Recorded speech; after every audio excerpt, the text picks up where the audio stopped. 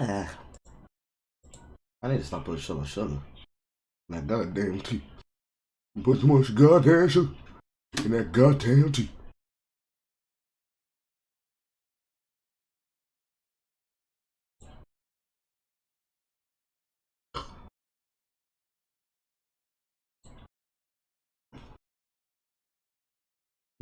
Okay. That's done. That's done. That's pinned. That pinned. We.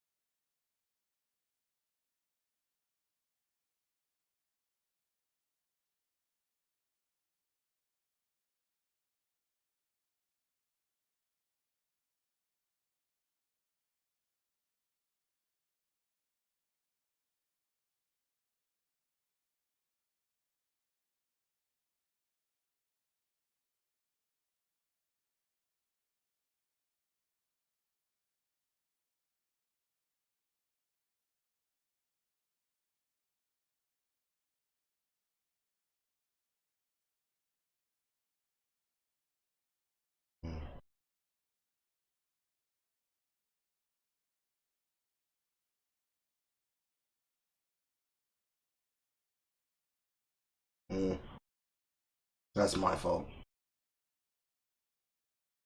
That number 4 is so valid. That's my fault ultimately. But I gotta accept that. Damn, you need to be understood!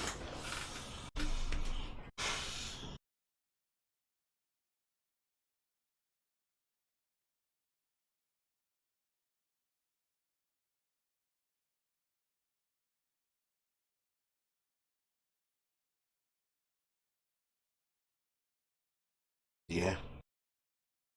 Okay. All these are reasonable.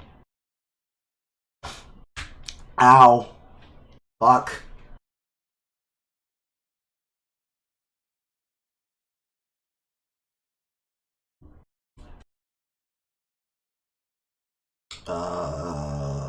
Yeah.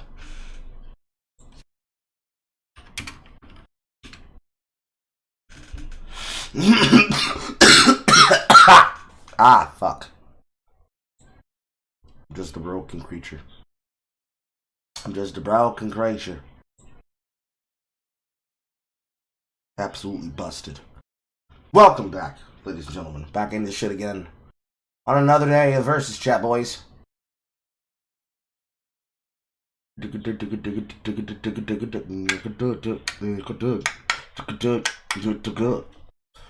Need to finish one more link and finish this stuff over here, and we will begin.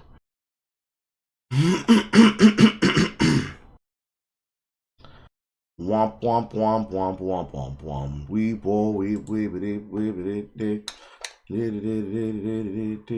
yo. Who is this?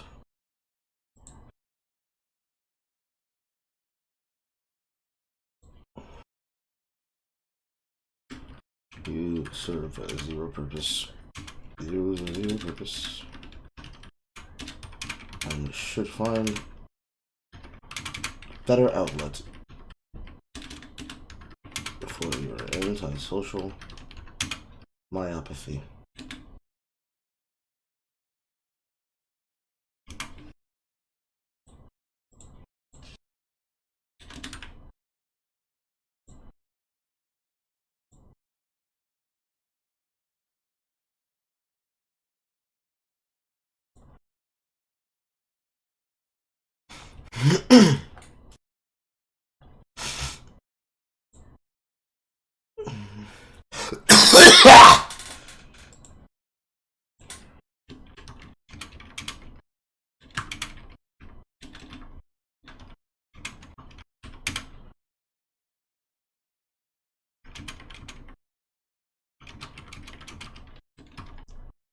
Sweet.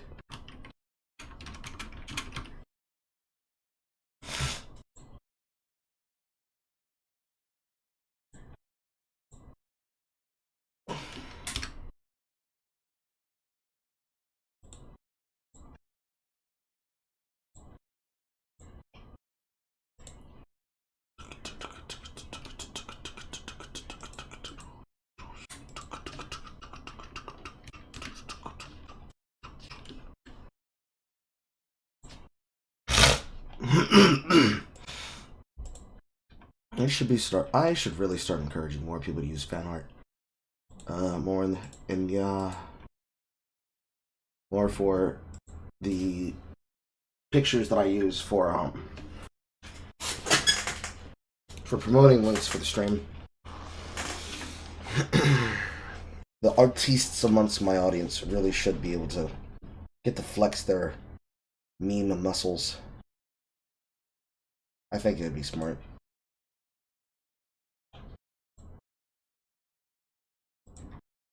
I think.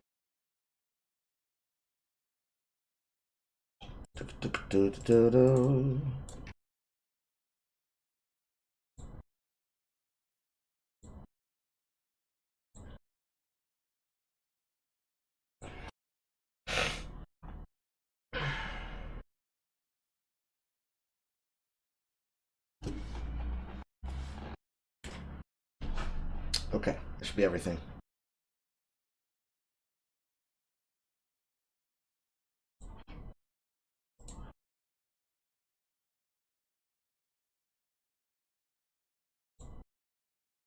I really should get rid of these old headers. These old headers don't serve any purpose anymore.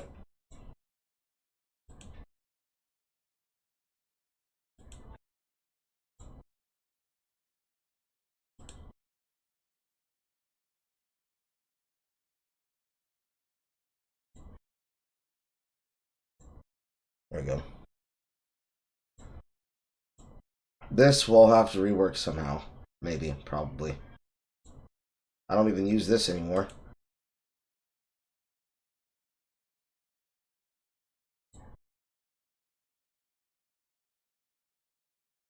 And then this is for the pre-roll. For the podcast. Okay. 4 scenes now.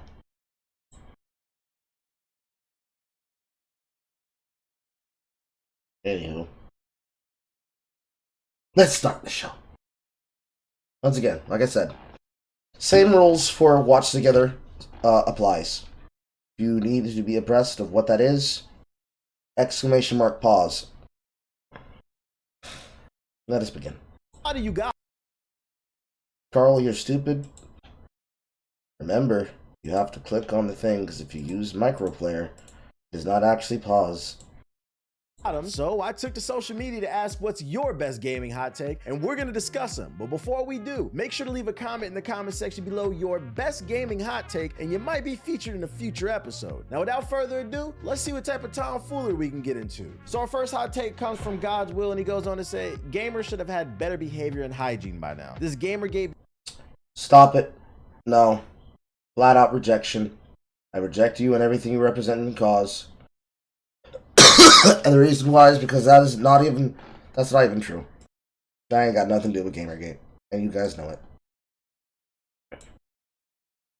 I need this for here. And here. Why is that sized like that?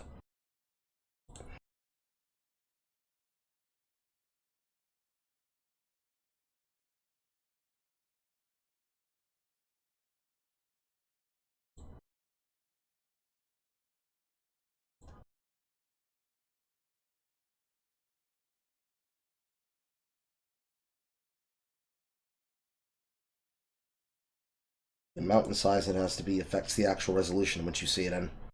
Which is why I'm pulling it up like that. Which unfortunately I do believe will affect it inside the second overlay. Actually it doesn't. Okay. So there are 50 billion things that are wrong with this take. Obviously, in and of itself, it's like, what the fuck do you mean? So, for this, and then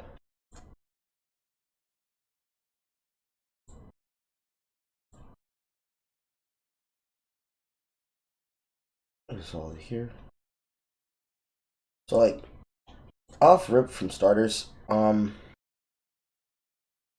really am not a fan of this particular argumentative talking point. Gamers should have had better behavior and hygiene by now. The gamers are not the problem. The gamers are not the ones that are having hygiene issues and problems. Like, Like, we can actually beat the con allegations, you see? Because, what do you mean by gamer? More importantly, Gamergate behavior and constant harassment is embarrassing. I can almost promise you, when you say gamer, you're not actually talking about the official group who's doing it. And without even needing to address the political side of the actual argumentation, what? Huh? If you are calling regular people gamers and the consumers of gamers, and the consumers of content that is game-natured gamers, you've already failed to identify the problem, which is why this shit continues. But, you know, that requires hard questions and hard answers. That's just crazy. Behavior and constant harassment is embarrassing. Me personally, I agree. First of all, if you're allowed to have different opinions than everybody else, I think the issue is it's the harassment, all the extras, calling people out of their name. So every single person that has ever done that and is doing it right fucking now concerning Stellar Relay, are you gonna hold that same energy? If you can't hold that same energy, I don't want to fucking hear it. If you can't hold the same energy, I don't want to fucking hear it. And I know that you're not going to hold that same energy. Because you can't even define what you're talking about when you say gamers. So that's ridiculous. That's ridiculous on the face of it. And you know that it's ridiculous on the face of it. That's dumb. That's dumb.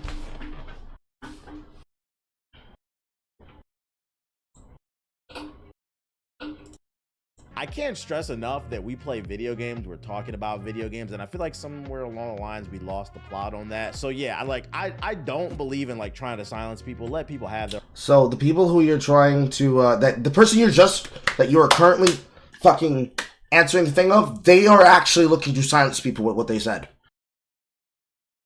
Because unfortunately, what they just did was they just tried to tone police and optics cuck at the same time. There have been way too many situations where the supposed gamers being described were being called every single fucking insult under the sun. For the crime of, you know, remaining consistent that they don't like censorship.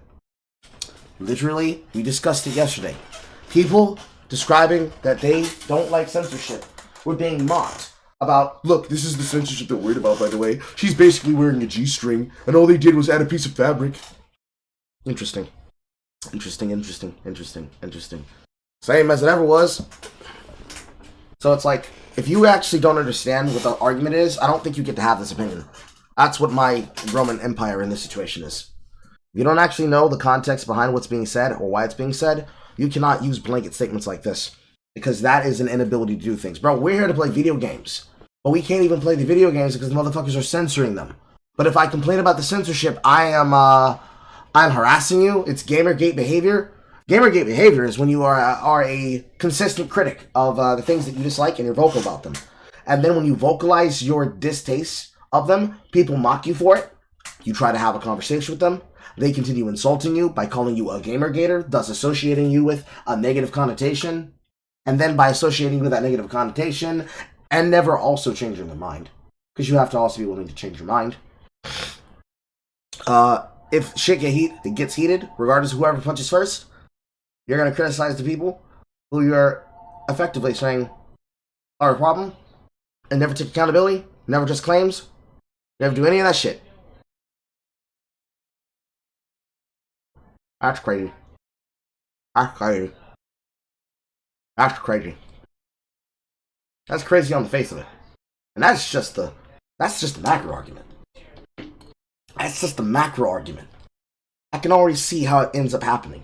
I can already cite 76 different situations that have already occurred because of that mentality alone. Never mind gaming circle jerk. Never mind Reddit as a whole. Never mind the fucking bastions of Twitter as a whole. Never mind the individuals who are fueling the fire and stoking the animosities so they can so they can have the double standard to remain the ones that can say this but never smell the shit that they fucking shit. Never smell the shit that they shit out. Nose blind to your own arguments. Nose blind to your own arguments. Their own opinion. It's just all the extra shit I don't agree with. I'm like, can y'all stop that? And for the hygiene, I think the real conversation we need to have the hygiene for, with what the hygiene is, I agree. Gamers' hygiene should have been gotten better, but the average gamer is 35 if you look it up. It's because a lot of gamers have grown up and a lot of you motherfuckers stink. So I gotta ask, So that's just you just insulting people. What do you mean the average gamer is 35? What? Where does this number come from? And even then, I don't even need to use a number. I ain't gotta cite statistics. If they nasty, tell them to wash their ass. But you know where you start from? You don't start from, damn nigga, you nasty, wash your ass. Why are all y'all gamers always smelling like Cheeto dust and smegma? Hey, yo, fam, here's some speed spec. Hey, why do I need that? My nigga, I'm gonna be with that ass. Flies are dropping out of the air around your head. They come to you and then I ain't trying to hold you like that. No, I'm just trying to look out for you. If they get crazy from there, by all means, I'm gonna join your ass. I got the rope right here. But what I ain't gonna let you do is just already off the gate be the worst fucking faith. Absolutely not. Because gamer is not person who plays games. First off, that should have been obvious. Gamer requires them to have a fucking stance. If they're just consuming games and playing games, that's not the same thing as being a gamer. And you know it. Because you just used gamer as a pejorative and as a group. I don't know, bro. Are you a gamer? Title of your video is Pro Gaming Ruin the Fun in Games. So, what is a pro gamer? Do you consider yourself one? Would you, outside of yourself, criticize yourself right now? Should you be guilty of the shit you're saying? If not, perhaps we want to redefine what these terms mean and use them accurately. Let's not play fast and loose. Let's not Mont and Bailey the words. Let's not. Let's absolutely not. At what point are we gonna say, you know, we gotta stop bitching and complaining about some of these stereotypes that some of you refer to as the normies or mainstream people who don't play games? Well, you see, if they walk into my house and they tell me I need to convert things in here to their standards, I'm gonna tell them to get the fuck out of my house. Especially if I built the shit brick by fucking brick. My house, my business, my groups, my associations, I'm gonna tell them to get the fuck out. They by no means have to associate with me. Hell, the space is a space for a reason. But I have authority over that space that I made.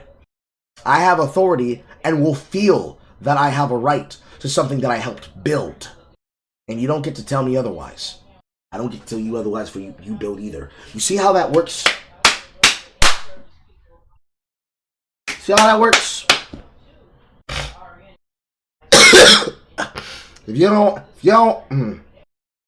yeah. It's hard to do Robin Williams impressions when you have spit in your throat. Did you follow my rules? Do you want to work with me? Do you not tolerate what I have to say? Is this not my home? Is this not my space? You should have the right to guard your stance, by all means. I'm not gonna fucking ever judge or really hold somebody on that. But what I'm gonna do is I'm gonna call out bullshit. If you're being hypocritical and the standards that you hold yourself to are now premised amongst a group of people who are somehow special, and I can never be allowed that, but if I were to judge you the way you judged me, and yet even in my space, I don't do to you what you did to me and yours, I think the problem does not belie with the gamers. I think it belies with a particular fucking problem, with a viewpoint, an opinion, an ascription to someone's character or otherwise. I think it has a lot more to do with that than it does anything else. I think it has a lot more to do with that than anything fucking else. And if we can't address that, if we can't admit that, if you can't be able to say, you know what, absolutely, yes I did. Yes I did do that. Then what the fuck are we talking about, nigga? What the fuck are we talking about? I'm not gonna allow somebody to try to gaslight it. I'm not gonna allow somebody to treat me like I don't have a fucking brain. I might not be the most important and most intelligent person, but motherfucker, I'm not stupid. If I can see what clearly looks like a Beretta in your pocket, and you keep scratching the edge of your pocket, hanging your hand out of your fucking pocket like such, I'm gonna tell you to take your hands out of your fucking pockets. I know you have a gun. I'm not threatened and I'm not impressed by it. If you feel you gotta pull on me over some vocal shit, Yeah, well, what kind of man are you? What kind of gamer are you?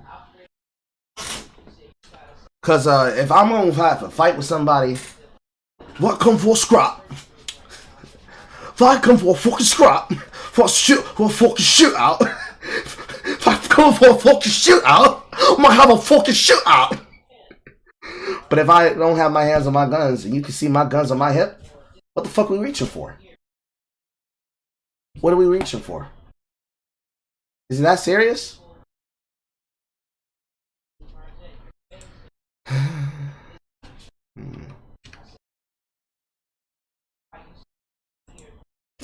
Anywho.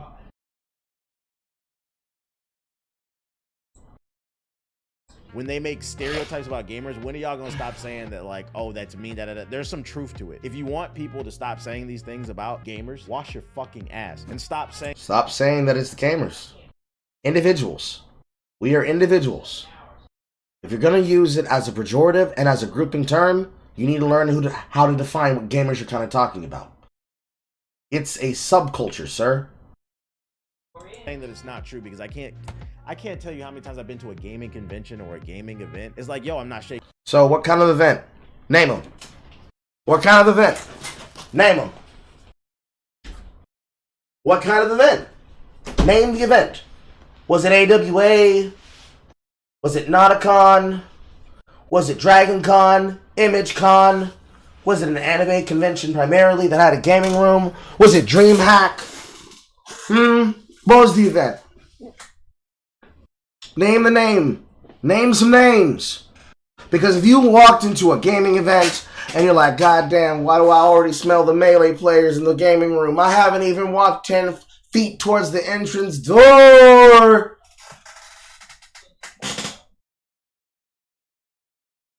Then I'm going to have to say that perhaps, you are not truthfully being honest. Because, you're saying gamers, but what I'm hearing is weebs.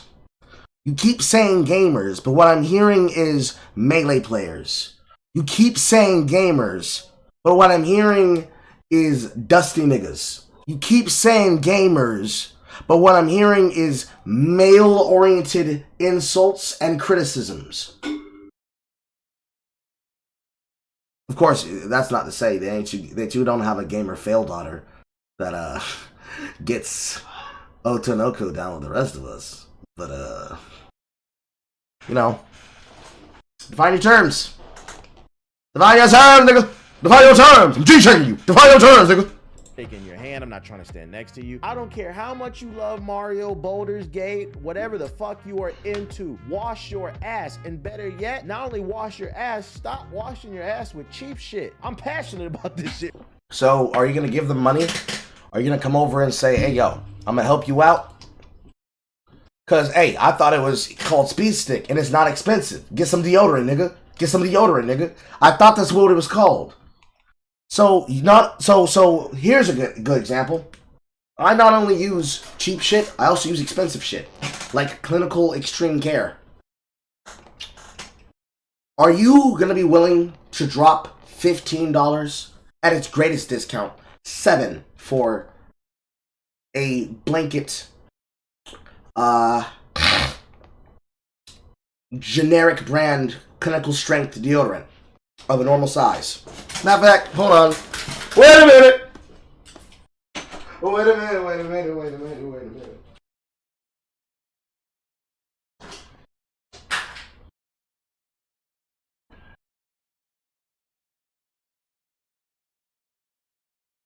See, the really fucked up part with clinical deodorant is that when you accidentally drop it, the way that I just did, you force too much product that falls off the top of the lid, which then spreads it all over the top of the cap, and just makes it oh so hard to use. Excuse me. As I accidentally almost violate terms of service on Twitch, let me step off camera and spread this on my body before I then put it in front of the camera face.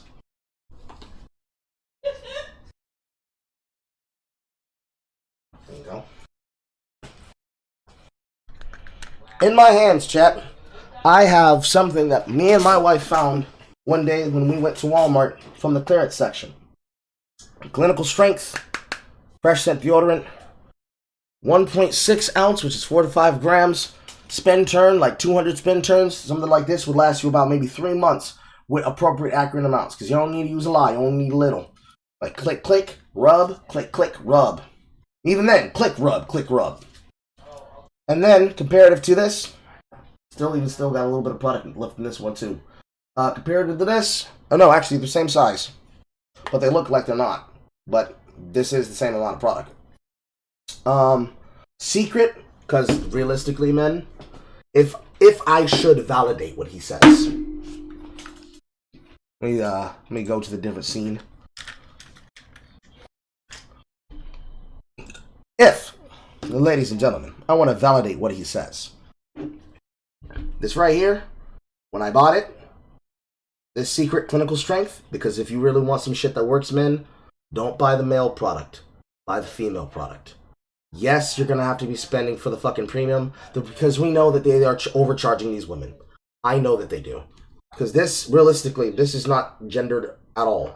But if you want to make it about gender, the female product, something like this is going to cost $11 to $15.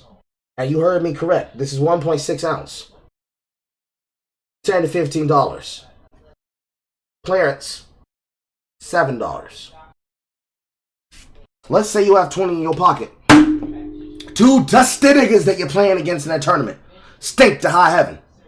But fortunately for you, out of nowhere, you've got the Axe Pack. Carl, what's the Axe Pack? I'ma show y'all.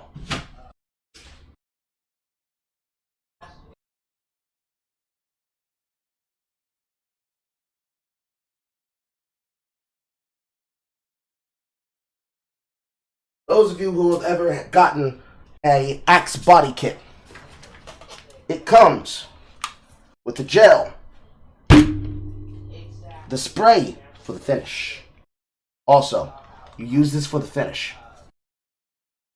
Sprays like this are always meant to be used for the finish. They're not used for the stick on, because then you actually have a dry stick for it. Wet sticks can work, dry sticks can work. These 3 products together in a box set, realistically, you can get as cheap as $5 on clearance. For him, he'd say something like this is cheap, but this works. You know why it works best? Sink showers. The problem is not that niggas don't wash their ass. The problem is that niggas don't get the problem spots. Wash your pits. Wash your pits. Try to get all the dirt off your chest. When you wash yourself like that, the dirt is gonna, and I'm telling you some real shit. I had to learn this from a fitness friend of mine that went to my high school and then also went to the same college as I did. And he was working in managing health fitness and also exercise fitness. All that sweat particulate and all of that sweat residue, when you work out and you perspire throughout the day, from your head, from your scalp, all the way down your body, it's gonna accumulate all right there. Gotta wash it, gotta scrub it like it's nuclear grade radiation. These things right here, $5, but more than likely if you look, well actually look, but I'm gonna put these back first.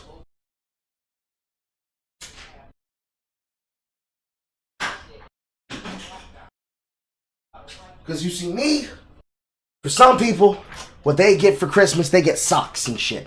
Me, I get Axe body kits. And to demonstrate so.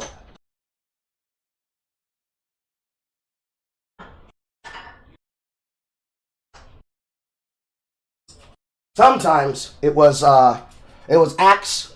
For the last 5 Christmases, I got the Old Spice normal sticks and like 1 stick of the new fucking Mr. Suave stick.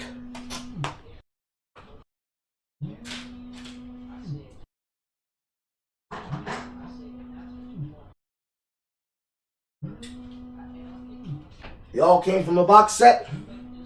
That would be my phone vibrating on my desk telling me that it's now noon. They all came from a box set. They would be purchased by the family members who got them for me for like $5. And it was effective like getting a $100 care package. Because if you know how to use it, and you know how, and the majority you use it, it goes a very far way.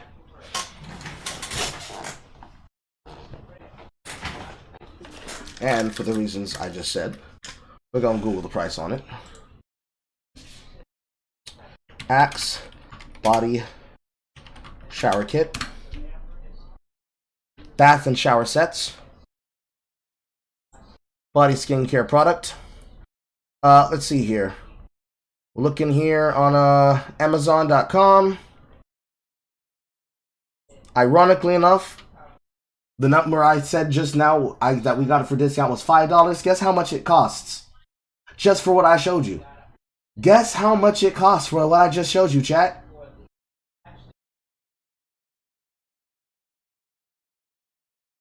Guess. Guess. Guess. Guess. Guess. 15 or over? Ding, ding, ding, Saffronet. Ding, ding, fucking ding, girl. Yeah, absolutely. Absolutely it is. Right there. Look at them numbers. Look at them numbers. $32. $18. $34. $38. $38. $44. Let's see if we can find different ones. Gift set. This is the one that comes with the body wash and that little fucking scrubber. Still $18. Let's go to the Axe store. Let's go to their webpage. Let's look at the price, to the cost and price. Body wash, 19, 20, 31, 22. These are just for normal sticks. People think that Axe is a cheap product, but really it's not. Not anymore. Back in my day, you could be able to get this shit for less than 15. Now you need 15 just to be able to get a double piece of a product. And I guess you'd be damned if you're allowed to have the single fucking thing. Even the fucking shower skin tool cleanser is fucking $20. At least this is Amazon prices, so this doesn't reflect something like Walmart. But, it'd be cheaper in store, guaranteed, yeah. I mean, Axe, Old Spice, Secret for men. In fact, let me go grab it in the thing. Get it back up again and go grab another one.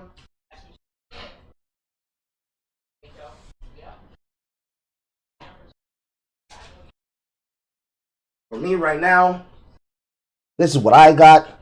That's Nivea for men. Sensitive skin. This is the equivalent of getting clinical strength deodorant for your body. This was $10. So if this is $10 and I found this on clearance for $7, if I got $20 in my pocket and I really thought for real that the game room finna be kicking, I'm willing to drop $20 on the nigga. Are you willing to drop $20 on the nigga? No? Then let's not talk about people's hygiene. By all means, criticize it. But if you're not willing to say, hey, yo, you stink, nigga. Bro, I ain't got the money for this shit.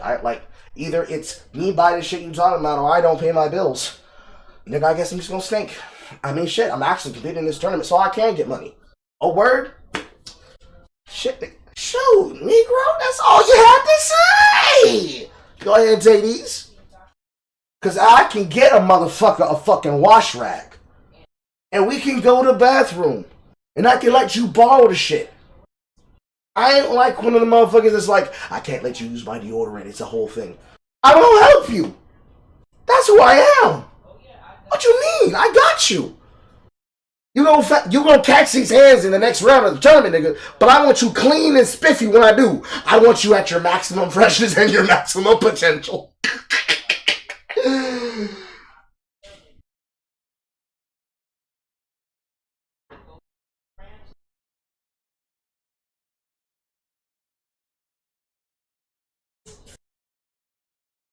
This whole argument, realistically, dead ass, this whole argument about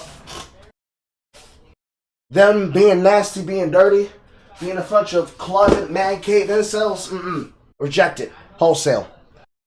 Gamers are probably some of the most cleanly and organized people in existence. Even if you were to look at some of the things in the state of this room, like over in this corner, over in this closet, it's not a mess. Things are up there and organized up there the way they're supposed to be. My other gaming collection, up there organized. Other possessions of mine, up there organized, or over in the other room where my suitcase is, organized to put away. A particular person who I had a interaction with from another server, I got to see his setup. His hair was nice. His beard was nice. His man cave, his workspace, which he clearly worked on for a while, was nice. And I complimented him on so. It wasn't because I needed to glaze niggas nuts, considering the situation it was. No. I legitimately said, goddamn, that's really good. Because you can learn a lot about a person from their setup. There's a lot of pride people have in what they choose to live in. This is both my bedroom and my workspace. I eat here and here. I sleep here and here. Even this, the only reason that these are here because I have a nephew. I guess now, if I ever take these down, I'll like put something much more easy up, like actual blackout curtains. Use this because that was actually what I had in my bedroom. Very big fan of The Lion King. Very big stage nerd. Very big dramatic show choir person. Because I am an actor after all. Voice actor and performer. But let's not get twisted on any of that shit. All these things you have to say about shit, this shit's not accurate. It's really not accurate. Because it's really not going to really get down to the bottom of the thing. Because that's like saying that you can't wash your ass. I can almost promise you, some of the people who say this shit, they can be some of the nastiest niggas in existence. And we know they can be. So let's not go there. Let's not go there. Let's not do that. You should have a base level amount of pride for the shit you saying. No. Let's not do that. No, sir. Bro, Gar, you did it again. Bro, because I've been screaming the same thing. All this shit is fucking embarrassing, bro. And we have nobody to blame but ourselves. Wash your ass. That game at Apex, Fortnite is not going anywhere. What are we dropping, boys? In the tub, bitch. And our next hot take comes from Spreet, who goes on to say, streaming ruined first-person shooter games. You used to be able to come home and chill and just vibe to some So, here's the problem. You're trying to say first-person shooter games. Man, streaming ruined competitive games. Broadcasting. A competitive environment where you are competing for attention. Where your clips can be used to pop off a career. How dare you, streamer, ruin my gaming environment? Nigga, just say that you don't want to get your ass washed. Just say you don't want to get your ass washed. Stop it. Bad argument. Team deathmatch or some casual multiplayer, but now basically every game is some giga sweat playing a 6,000 hour on the game, trying to be the next Shroud. And well, you see, that's the nature of when you see somebody doing an easy job, that everybody thinks that they can do the job too. That's how that works. If you don't like the fact that that's how that works, you kind of have to address the fact that the reason that's why that works is because that's how that works. It works like that because there are people that feel a certain way and carry themselves to a certain tone. They do those things for those reasons. There's a purpose behind it. They want to be famous. You just have to deal with it. You have to deal. You have to deal.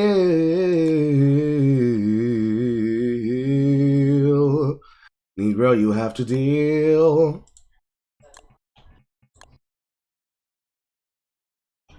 And to that I say, I don't know if I agree streaming and like YouTube and content creation has ruined multiplayer specifically. Disagree. Yes, it has.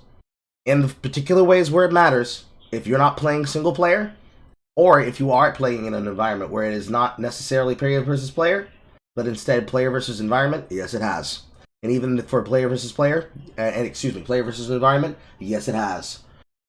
Because the ultimate problem at the end of the day, with all the concerns that could be had about the problem, is that at the end of the goddamn day, the issues that create the issue, the biggest issue of all, there are people that are hypocritical on that standard. So, if I try to broadcast, and I am just being myself, and somebody comes into my chat room and tries to invoke, yeah, that's why I owned you with your 100 follower ass. Do you understand that that is a nature of competitive? That when they do that, they're trying to justify using what they can look at as metrics to justify, therefore, my opinion is valid or not. Do you understand that that has nothing to do with sweats and has everything to do with the culture? It's because you're correct. It doesn't actually have to do with streaming. It doesn't even have to do with streamers. It has to do with the space they're occupied in. Guess what space streaming occupies? Competitiveness, money, branding, tournaments, organizations, influencer focused or otherwise. From 100 Thieves being focused on glazing niggas, to FaZe, that originally had like over 500 members, now shredding itself down to a core 13. Those things, those people, those places, those problems, those concerns, all of that shit goes all together to the same place. There are people who are going to legitimize it because they're the ones that are getting platformed to doing it. And for everybody else, yeah, what it is. Like, what do you want from them? They're doing exactly what they want there to do. If you're not competitive, stay your ass out the goddamn rank scene. If you're a casual player, stay your ass out the competitive rank scene. Because I'll make a take. If you play casually, you do not have the opinion to, you do not get to have the opinion to speak about the competitive nature of a game. You don't. But if somebody from the competitive scene comes into your casual area and tries to bully you about you not being it, then by all means resist it. But figure out and address why that is. Because more than likely you're not actually addressing it. You're not being honest. There's a difference between a person tries to flex a thing as though to shame you, and then a person demonstrating and pulling on something that because they have been there, they have seen dime a dozen situations from both sides of the spectrum. Because you have to understand, every single competitive player was once level 1, just like you. Because when you say competitive doesn't mean elitist. So let's take that out the mix. Because I hate elitist niggas too.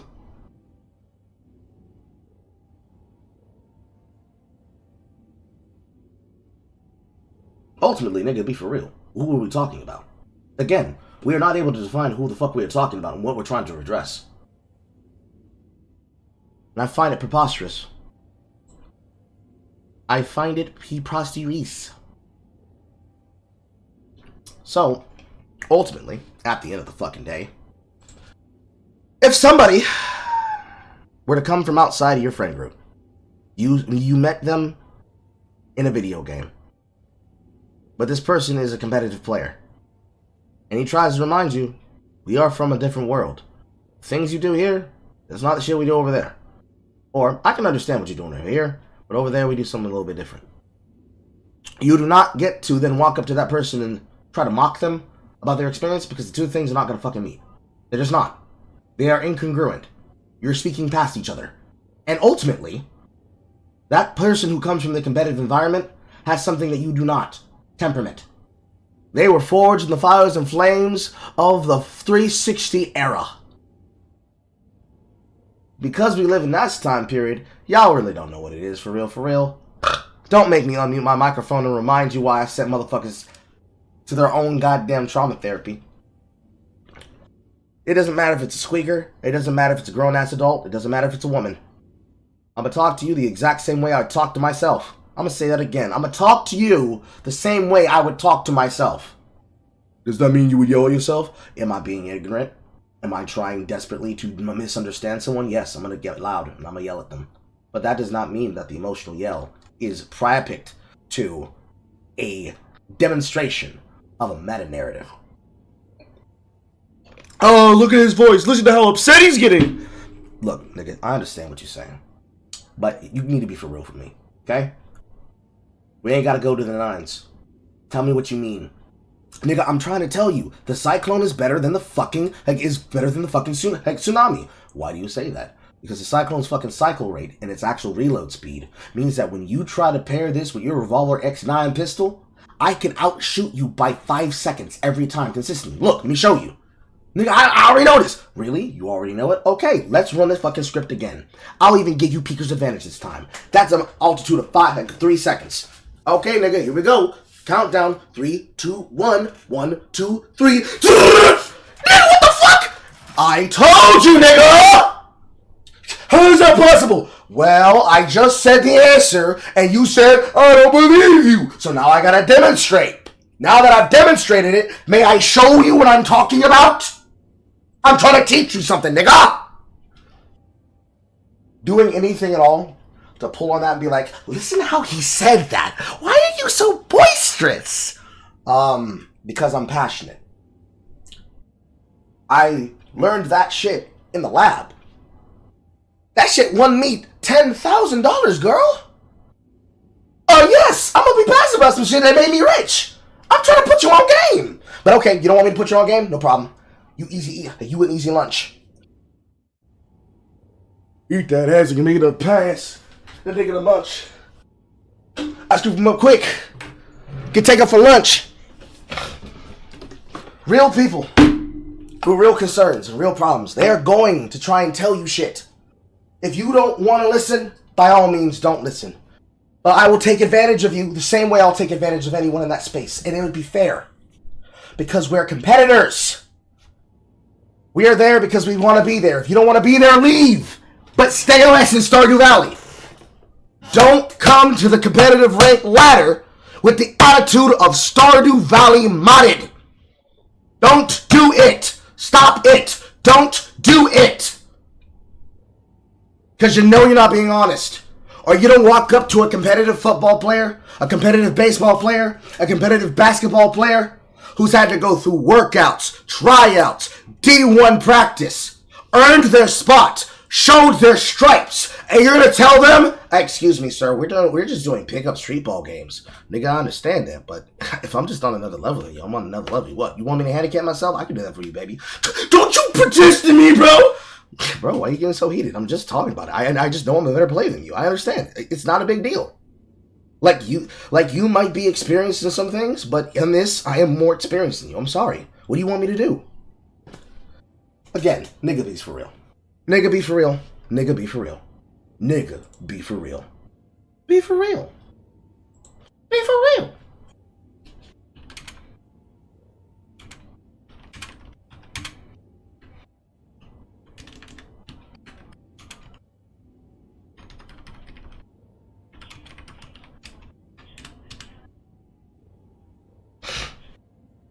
Anyways. Hello, struggler. I'm fine. I'm in high spirits. I'm in high nappery and high spirits.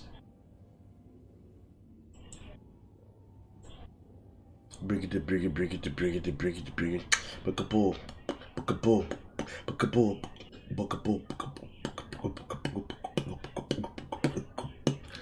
Why can't I find my window? Because I'm not looking at the right one, huh? First-person shooter games that you're talking about. I do think pro gaming to some degree has fucked it up, and I talked about it a little bit earlier. I missed that. I'm about to call this man on it, because if he says what I think he's about to say, I'm gonna laugh. That era of games where like the first 3 months a game would come out, everybody would just have fun, test out kits. It's like now a game comes out, everybody's just trying to be the best. No one ever. Who do you think are the ones who are in the laboratory testing out the kits?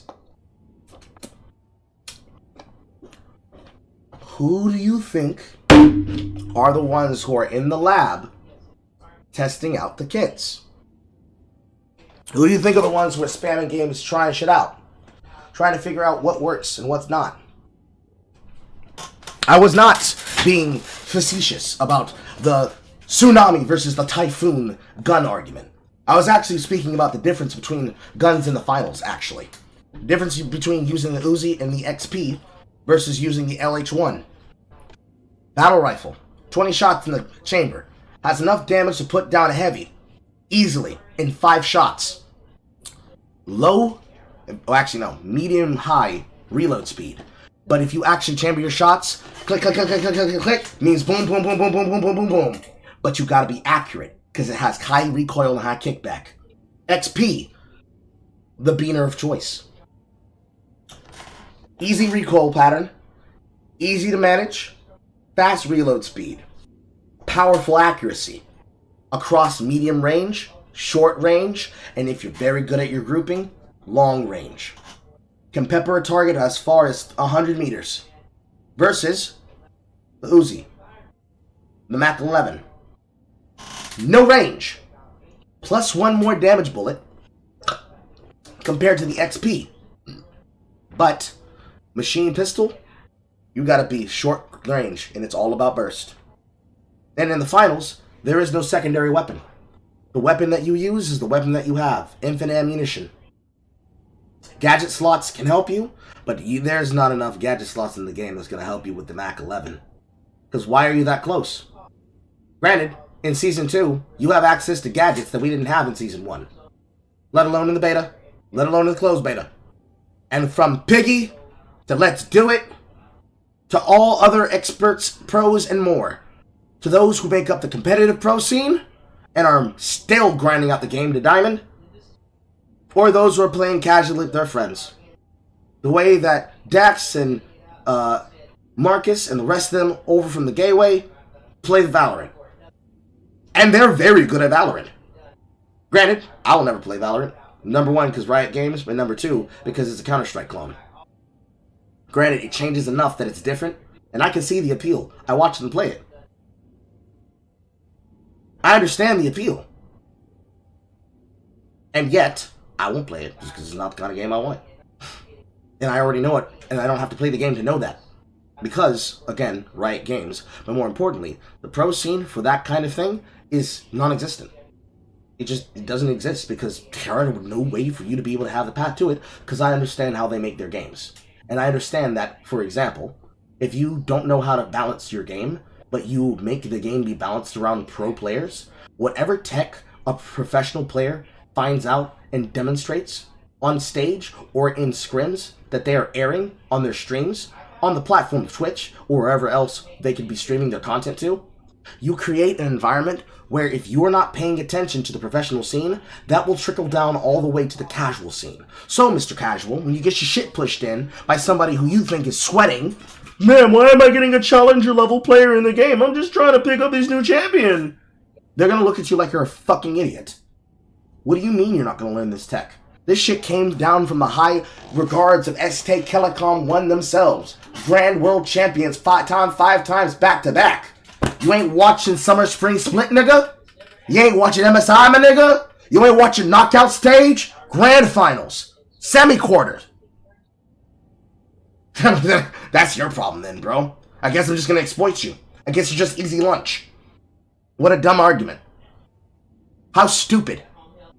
Of course, the people who are doing this and who are learning it and then bang it out after doing the testing is the sweats. But do you call them the sweats because they're actually sweaty players that are actually grinding it out? Or are you calling them sweats because they actually put in the effort and they're actually able to address your questions, your comments, your concerns, and they are just figuring out that you don't really want it that bad? Or are you calling them sweats because you're not able to tell the difference between the non-toxic and the toxic ones, while you yourselves being toxic? Because the shit you've said thus far is probably the most passive-aggressive toxic shit I've heard from gamers in a good hot minute. Like, how the fuck are you going to talk about gaming and you don't even know what the hell you're talking about? This isn't even a question of getting a dictionary. Nigga, intuit where you are. Intuit where you are. was like fucking Ash Ketchum the day it comes out. And to add on to that, I don't think this is the sole reason why multiplayer is so annoying. I think some of it has to do with poor map design and microtransactions and other. Yeah, but in competitive games, if they had microtransactions that were pay to win, you do realize that the gamers be hooting and hollering. Oh, wait. You see, if they complain about that, that's them arguing about Gamergate shit. Got it. It's a cesspool of fuck shit. But since we're on this topic of pros, the real tragedy of like all these pro gamers sweating it up and everybody wanting to be like them, in my opinion, what was it all for? And what I mean, money views, money views going viral, and being good at the game. Stupid. Is, to be honest, anybody can technically be a pro gamer. Like if you want to, if you do it for money, you are a professional. If you do it for money, if you do it for views, if you earn any kind of income, whether it be support from your fans or fucking prize winnings from a pool for your performance in an event, you do it as a professional. Therefore, you are a pro. Whether or not you're seen as a foundational pro, that when they talk about you, you're one of the greats. Example, if we're talking about fighting games, and we're not talking about Max, and we're not talking about Daigo Umehara, and we're not talking about Marlon Pai, we're not talking about Justin Wong, and we're not talking about ISC Yipes. What are we talking about? What are we talking about? say you're a pro fighting game player, you just sign up for fucking Evo and you go play. You can drown in pools every year, but that technically makes you a pro gamer, right? The same things with like these shooting games. You just fucking show up to these tournaments with your team. You could lose all you want, but you're still a pro. But are you performing? Are you competing? Are you getting on stage? Are you signing up? Are you playing scrims? Are you going to semi-quarter? Are you sweeping the losers bracket? Are you getting $100 and an Annoyatron? Are you getting $1,000 and a $50 gift card to Subway? Are you getting $10,000 and the ability to afford something that actively helps you with your continued streaming career? Are you getting views off your clips? Are you getting clout from your performance? Are you gaining credibility? And are you gaining people able to give you the credibility for being somebody who didn't sit there in a chair talking shit on a YouTube video, but actually showing up and putting your name in the goddamn hat? In the Hatsune Miku handbasket of sweat. SinglePlayerCarl, did you put your name in there? No, then you shouldn't be talking. Sit your ass down. Sit your ass down and stay out of professional players' business. So I say that to say, was it worth it ruining the fun as a whole for everybody? Not just casuals, but literally everybody? When in reality, most of you are not winning. Most of you are broke. You can't pay your rent. You don't have a salary. You don't have health care. You motherfuckers just sweating on these games. Okay, so here's a fun thing. Let's separate the people who are actually,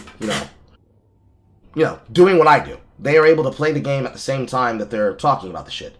If you aren't doing that and you're not making money, again, stay your ass out the pro scene. You aren't made for this shit. You can't talk here. You can't come to this space. You don't have the right mentality. You are not ready. I am going to disavow everything you're saying, because if they unironically are sweats that are just trying hard and can't show any work for it, they don't put in the time, they got ranked anxiety, and they have a big fucking ego and big fucking bridges and can't show shit for it. And when I say show shit for it, they aren't listening, trying, spacing, viewing. I feel like I'm missing something, because I can see you two are here, but I haven't heard you say anything. Is my microphone broken? Okay. I thought I heard you did. I wasn't sure if I was just talking over you the entire time. And I didn't no, hear it's you. just like I didn't want to interrupt you while you were addressing the points and stuff. Okay, thank you. I'm just making sure. Also, like, I don't know if you missed it last night. What am I missing? Struggler and I, when we were talking about like kind of like silly religious stuff a little bit. I can see what's in the remnants of the voice chat, but I don't know, because Star came to me last night while my son had a fever, and I was with her in the car. She brought me dinner. Oh. Yeah. I hope he gets better soon. she told me what he had, and I looked it up. What was it? He had croup. It's when their cough turns into like a barking cough because their throat is so swollen. It's pushing on the larynx. Yeah. So he had croup, and we were just in the car, just enjoying each other's company, and his cough got really bad, so she had to take off and took him to ER, and I was not there for the rest of the conversation, which is why when I came back, it didn't sound like you two were there, so I tried to say, hello, are you guys still talking? Because I know that we heard you, because we were talking to each other while the voice chat was playing, but she kept her microphone muted in the car, so you probably didn't hear anything that we were talking about and saying.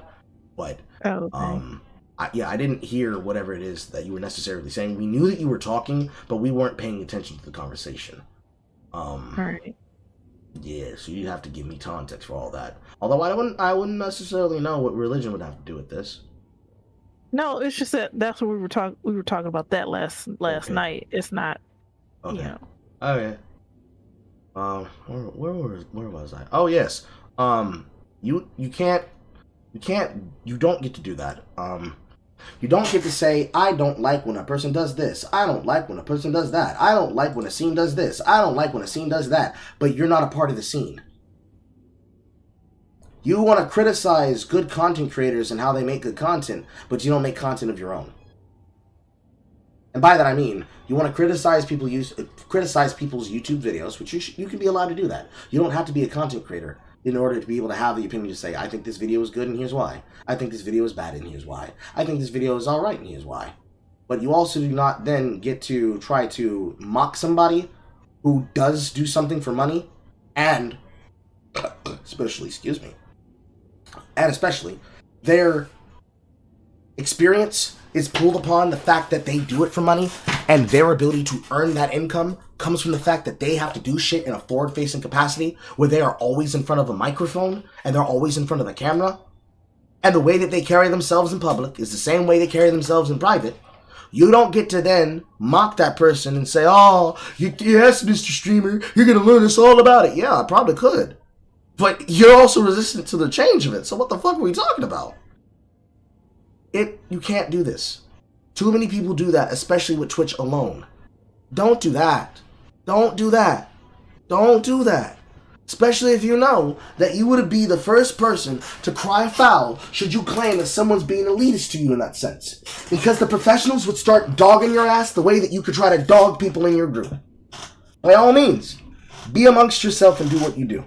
But do not bring that to the fucking streamers and the content creators that are going to give you a barometer of credibility.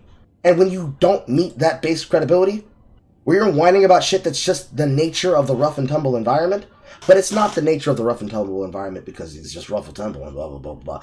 It's that they expect you to know that this is what it is. Because if you go to a fucking gaming tournament, it's going to have different expectations than, say, the rooms and the rules of someone's home. The house rules that somebody lives by in their actual home that they invite you into is different than the fucking environment of a public gaming space. Don't have to say it's a community or whatever. You should have the ability to understand that, because it's the same rules that operate in your work environment. If you know the environment is a headhunter environment, do not whine when niggas are willing to play the game. You can't. It's hypocritical.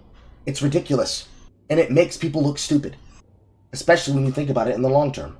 But people don't really think about it in the long term. They think about it by their own standards, and they set their limitation, and they hypocritically have that line for themselves, where they have that judgment of everyone else, but it never applies to them. And that's just dumb. Games trying to go pro, because the reality is only one team wins, one player wins depending on the tournament. And if it's a team, you got to break that down into splits. Then you got that has nothing to do with the legitimacy of a person who competes and a person who does not. If you do not compete, you have less credibility and you have less arguments than the team that competes. I don't care if they're splitting $1 5 ways. They played for the money. You didn't. End of story. Gotta pay taxes. I would say it's not that bad that you know, the casual experience is being ruined by the pros. If there was a sustainable business model for pro gaming, for You mean like streaming? You mean like broadcasting? those of you unaware, pro gaming is not a profitable business. The Overwatch League collapsed. Sir, what? Huh? Competitive streaming environments on Twitch, YouTube, and other competing platforms like Kick is when Overwatch League? Hello? Hello? Alright, we're just gonna ignore whatever he has to say for now. He's cooked. Nigga, you cooked. No, you're not credible. You're cooked, nigga. Nigga, you're cooked. A lot of these teams, maybe 100 Thieves, maybe the top 3 esports teams are maybe. So, 100 Thieves, while they aren't a competitor in the sense, they are not necessarily an esports team. They are a influencer circuit. Just like people who are a part of OTK. OTK dick sucks events throughout all of line stream fails. They're not playing high level video games. Some are, but not all of them. Many of them are just personality streamers. Many of them are just putting up VODs and videos of their gameplay. And they're co-streaming with their friends who are also streamers. It's no different than when I'm playing games with Dax and playing games with Marcus and playing with Sage or playing with my wife or playing with our mutuals here. It's no different. They're just co-streaming. And yet, they are making money that is legitimizing their business. And they don't have to enter a single fucking tournament in order to legitimize their stance.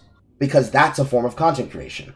The same way that setting up a tournament environment and a tournament realm or a tournament scene that then allows players to then make their own tournament system, make their own betting matches, make their own money matches, as well as having the properly structured tournament environments with rules, regulations, and standards and expectations, and the scrim environment that is a extension of that, where you can have, and I'll quote it directly from the finals collective tournament, when it comes to the scrim rules.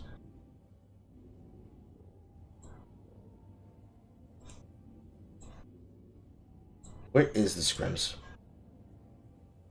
I'm trying to find the scrim definitions.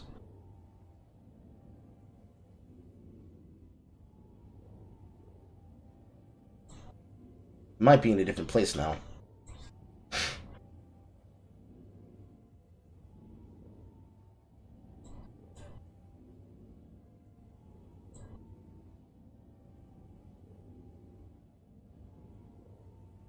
Ah, here we go. He moved it to a different place. Game mode. All games for a competitive playlist must be played inside the ranked playlist in the game. There are no rank requirements for being able to enter into the verification of a race to get to the highest rank. You must live stream participation of yourself in the event, with your VODs enabled. This is to make sure that footage is available for review in the cases of disputes or for verification purposes. And if in the case of 2 players on a team cannot be able to stream, they're going to have to record their game. So, you need to have evidence that you are playing and you're not cheating. You need to report the match results of your performance into a channel that is a part of a collective space that is managed by a group of people, all of which are going to be competitive players that are there for the purposes of getting better. They could be streaming every day, or they could only stream a couple of times. And it is what it is. Prizing for payouts for winning will be sent within 14 business days from the end of the tournament via PayPal, because it cannot be exchanged for gift cards or any other materialized product. And initially, the use of any glitches and bugs will disqualify you from the payout, if not from the tournament itself. The match count. Only the games played within the designated tournament time frame will be counted towards the tournament results. Tiebreaker. In the event of the ties in the number of wins of a match, a tiebreaker will be determined by the total number of kills achieved by each team. Whichever team has the highest total kills will win the tiebreaker. So, if you are competing against another team and you're trying to race to see who can place the highest on the ranked billboard, your entire goal is to have better numbers than them. Consistently put up more games. Therefore, you're sweating because you're putting up match after match. Win a match, immediately log back in, grind out. 8-hour sessions, and rules you must follow that are a part of it. Game rules. No nukes. The use of C4s on throwables are prohibited in all your matches. Why? Because it's a cheap tactic that in its nature causes the causality and the balance of a competitive rank system to be broken. An agreement amongst all competitive players. A casual player doesn't have to care about that, but your bitch ass ain't competing in the tournament if you can't follow the rules. And obviously, no exploiting and no bug use. Whether that be cheating, exploiting, using well-known map glitches or bugs, etc. These things are in place to give you the ability to compete. If a nigga's allowed to take goddamn stems and he tries to place in a tournament that's based on the amount of adrenaline and genetic reactants in his body, stimulants or otherwise, if not illicit hard Schedule 5 drugs, or excuse me, Schedule 1 and 2 drugs. You gonna tell me you gonna feel real good if you play a pickup game where you bet $100 that all of a sudden some big Matumbo looking ass nigga comes and washes you and you find out this man is on 15 concoctions of steroids? You gonna feel good about it? You gonna let your friend let you get your money taken? You gonna feel nice about it? No, you won't. Neither will you in a competitive environment. You'll be goddamned if you were to show up in a goddamn tournament. You'd feel good about it. Because even if they were like, listen, you did lose, but that was some bullshit. That's entirely different than you saying, he was being cheap, he was using a gun that I don't respect. Yeah, but the gun's legal. In fact, he tried to tell you about the setup, about how he was going to be able to beat you with a 3-second conversion because you take too long to reload because you use the worst reload gun in the game. This is a competitive environment, bitch. Boo-hoo. You don't want to lose? Go to the lab next time and learn what you're talking about. But you see, we just were playing the game to learn what he's doing, and these guys are spamming these tactics. They're being broken. Nigga, we're the ones that made the shit. You see that name right there? You see that signature on the top corner of this free document that you're referencing to? That's me. Those were my handwriting. That was my advice. You're complaining to me about the tactic that I discovered within the first week of playing the game that I just learned because I was shooting the breeze with my friends? Oh, but when I do it, it's grinding, it's sweating. You can't respect me. But I try to give you the respect to understand that, but you can't get that? You gotta call me an elitist? You gotta call me a gamer chud? Then start insulting things like my body and my fucking cleanliness when I'm the cleanest nigga in the room? Damn, nigga, you stink. You smell like loser. Maybe sit down on the bench. Maybe stick to playing casual. Come back when you're ready to compete. If people were to say that to them and were to act like that, they would definitely be mad about that shit. I can almost promise you, dead ass, not even joking.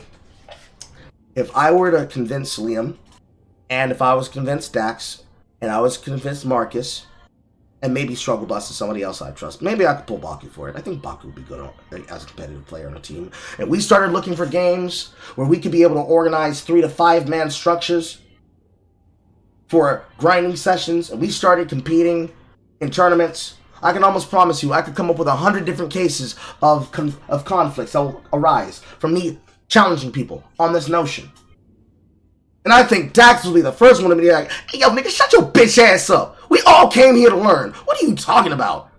Nigga, are you mad because you lost? That's wild, bro. No, I disagree on that part. Who do you think would be the first one to do it then? With something akin to this? Yeah. Probably Liam. Maybe. maybe even me. I'm not sure. But I know Dax for a fact would probably be trying to discern and trying to get past through something. Even if he knew that, like, this type of shit could happen, he'd probably either say, like, hey, this is kind of a rigged game, maybe, and probably would try and figure out a way to try and get it back in his benefit, maybe. I'm not sure. I would speak honestly for him full on, but I tried to make sure it's, like, real. So I'll pose to you the same situation that I made as a comparison here. Let's say Dax is competing against one of these people who believes that sweat is when you play the game and you learn things and then you start grinding it out by trying to get better at a particular setup. Let's say he learns that a particular gun setup in whatever shooter, let's use Valorant as a case example. Let's say he learns that a particular gun setup for a character gives him the ability that if he uses that setup and he actually knows how to outplay the particular gun by somebody has, that he will have an advantage of 3+ seconds on his reload to be able to dumpster somebody with peeker's advantage, and somebody claims that he's hacking, the classic accusation, and he's like, no, actually I'm not hacking. There's a thing I can show you. Like, I can try to teach you. He's like, bro, I don't care about your sweat tactics. Do you think Dax would continue to be like, no, listen, I'm trying to put you on the game, and I'm trying to teach you how this thing that I learned? Or do you think he'd be like, oh, for real? Okay, run it back. I think that he would try to teach at first. Admittedly, yeah, he would try to teach because him and I kind of know how to operate, and like we speak on like when we're competitive and shit. You know how to slightly speak on that behalf. But if somebody's being like negative and really shitty towards us, I know for a damn fact that Dax would start going like, all right, bet, and start whooping ass. And what he would not give a shit at that. And then after he whoops their ass, is he gonna come back and be like, so do you want to learn how I'm doing this to you, or am I still hacking? Like, here nigga, pick my gun. Pick my gun, nigga. No, he would just leave it at that. He would beat the shit out of you and leave. as respectfully, of course. I mean, nigga, me, I'm the esport professional here, legitimately. So I've already said what my piece was. But see, I'm more savage. I would be the one to be like, nigga, I'm trying to teach you. Like, oh, I'm cheating. Okay, bet. Run it back. Round 1, match 1. All the way to fucking 99-1. Like, okay, you say you think I'm still cheating? Okay, here's the thing. I'm gonna close my eyes, take my control, pick my character. Let me know when you're done. Are you done? Okay. Whoop your ass again. Okay, pick my character again. Go, quick, here. Fuck up my custom. Take out what you think is cheap and what's broken. Oh, wait. Oh, you done? Let me go ahead and whoop your ass with the shit that I already learned from being in the lab. Alright, so I gave you the ability to show that I know what I'm doing. I allowed you to set the terms, you know, give yourself an advantage. I played at a handicap. I beat your ass there. I beat your ass there. I beat your ass. Now, can I tell you the shit I was trying to tell you? Or are you going to keep telling me? Oh, you're just going to keep talking over me? You're going to interrupt me? Oh, okay. Okay, cool. I understand. I see. Me cheating is when I win legitimately and fair. Because, hey, tournament official, can you please play run back for the last hour in match 3, booth 21, please? Thank you. And streamer, Mr. Streamer Man, with the streamer deck, can you play back feedback from SinglePlayerCarl's live stream from hour 1:21:2 to 5:37? Put it on double speed. Make sure you zoom in on the camera that shows that I handed him my game. There is no device. Let me empty my pockets. There is no cheating device. I have no XM. Can I get an official on this? I want this player disqualified. Are you wanting to continue this forward, or do you want me to explain to you what happened to you? Oh no? Okay, bet. And then when they get disqualified.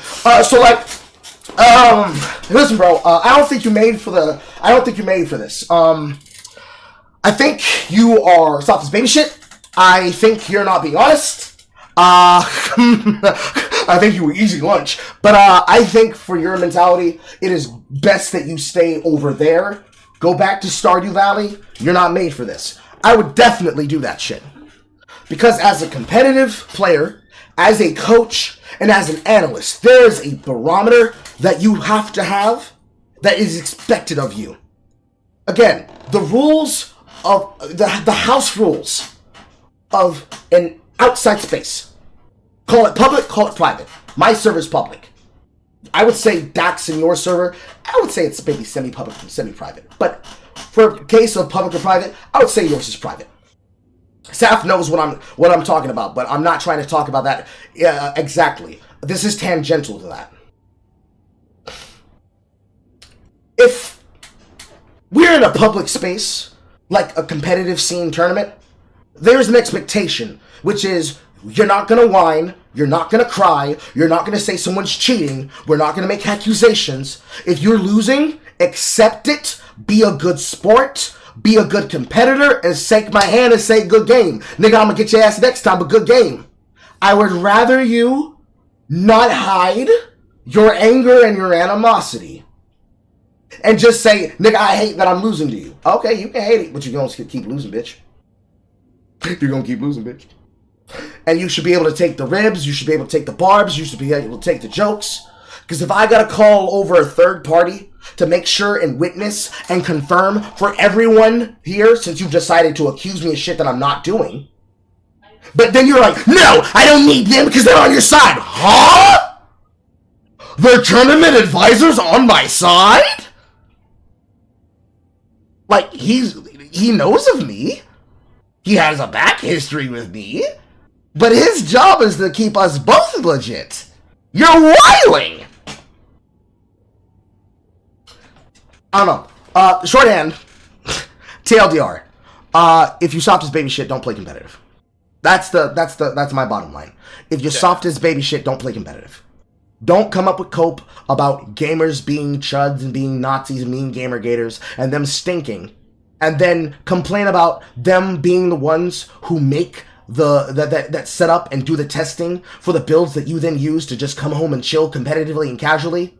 And certainly do not say that about games that are tangential to an environment, which I don't think you were there the other day, but I think Dax was there, and I explained it to Dax. My problem and my situational issue with how Riot Games balances their games. Most specifically, I was addressing him and Ninja about how the balance of League of Legends, now that it's being tilted towards pro play, because pro players are playing on the same patch as the rest of the player base, but because the game is being balanced around them trying to force certain meta picks for professional players, that because they're not balancing and considering how that's going to be affected, and then the entire setup of how the actual pro scene is being ran in terms of their 100% top-down constructed league circuit, at least, especially in the case of the American product, but for all over it, from everything from spring and summer split all the way to worlds, if you're losing in your casual matches to players that are playing competitively because they're copying the competitive players, I don't believe you get to have the right to complain and say, oh my god, I can't avoid the sweats anywhere I go, because you're inherently playing a sweaty game. And this guy, unironically, it's up here in the watch together. It specifically is addressing streaming Lou into FPS games. Nigga, what do you mean? Niggas are making money by playing the games competitively and casually. And even then, FPS games, probably some of the most competitive games out there, because your reaction speed and your skill dictates whether or not you're going to place in the grand finals or not? Huh? And then they say, now basically, every single gamer is some kind of Giga Sweat playing on the 600th hour of the game, trying to be Shroud. No, nigga, I'm trying to be SinglePlayerCarl. I beat Shroud last match. I dog-washed him and his team between myself and Liam. With you and Dax. Huh? Why would I need to be Shroud when I can be Carl? Huh? The framework and the actual setting and the mentality of the opinion is just so out of whack. It doesn't align with reality. And what's worse is this guy is definitely playing up the idea that, well, you see, it's just like that. And, you gotta believe that it's like that, and it's not. I'm at 4 minutes and 7 seconds of a 28 video, and it's like you're just not telling the truth. That's why I've been talking for so goddamn long. You're just not telling the truth.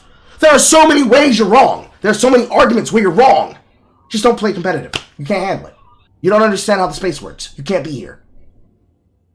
Making money. Most of these teams are not making money. They're bleeding cash, and that's why every year one of them closes down. I could justify the casual. I mean, there's a bunch of streamers that don't have the temerity to keep it going. And unfortunately, that's not actually an argument. And that's not accurate. And I can tell you why. If somebody gives up being a content creator, it's because they chose to prioritize something else over something else. They can put the controller down, but they can pick it back up. If a person's trying to become a meta-level content creator, like Asmongold, they're going to have to curb their enthusiasm. You don't get to go from my level to Asmon's level overnight. It's a process of effort over time. one might be able to call it, I don't know, grinding, for example. Excuse me, adult. Excuse me, Mr. Business owner. I'd like you to hire me immediately and promote me to the position of CFO. No, I don't believe I should put in 15 years of work, just like the CFO did. I believe I should be allowed to just show up and take the position. Does that sound fair? Does that sound reasonable? Not at all. But then again, that person's like Delulu as shit, obviously. It's a Delulu argument. It's a Delulu position. And if he tries to argue it from the position of, well, how do you know? Because I am that. What do you mean? And if you then mock it and say, oh, yeah, sure you are. It's like, but I am. Do I not have a YouTube channel? Do I not have a Twitch channel? Have I not made money over the years? I know for a fact that I have. I can show the numbers. But even then, I don't have to actually show the numbers of how much I earn. And then if I were to show the numbers, oh, look at you. You have an ego. Huh? I have provided evidence to legitimize my position. Okay, I see. You can't win with that. It's impossible to win with that. Because at that point, it's not even about the money. It's emotional. It's an emotional-based argument. And you just have to ignore it. Because if you get emotional about video games like this, you will never climb. If you get emotional about your streaming career like this, you will never grow. There's a certain thing of a victim mentality that you have to, you have to mentally keep yourself in check. Yes, in this situation, I'm being victimized, but I can't be a permanent victim. It's impossible. You have to, at some point, say, you know what? Actually, I did my best. I can be upset that I didn't perform as well, but you know what I'm going to do? I'm going to take that emotion, I'm going to take that drive, and I'm going to go to the lab, and I'm going to get busy. Next time! That's an entirely different mentality and an entire different approach to, they just didn't let me win. I couldn't get to pick my gun. It was banned. These rules are stupid. And then letting people mock you into fucking quitting. Letting somebody be... Man, imagine getting filtered. Imagine getting filtered, bro. Imagine getting filtered and you come up with a bunch of arguments to say how it's not actually getting filtered. Could you respect somebody like that? Not particularly, no. That's crazy. That's crazy. And it's also crazy how the shit I'm describing actually describes something else, but we're not going to talk about that.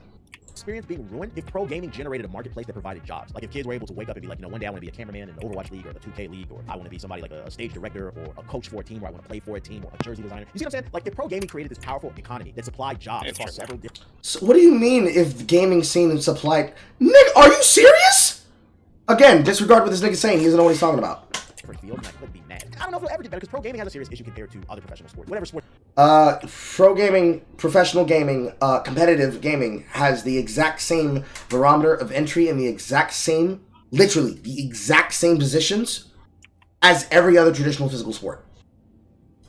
The fact that it is not as physically strenuous on the body, but still requires cerebral, cognitive, and then at least physical hand-eye coordination dexterity means that anybody can do it. It is the most inclusive, it is the most incorporating, and it is the most diverse sport in existence. Everyone, unless what we're talking about is DDR. Shout out to my crippled niggas.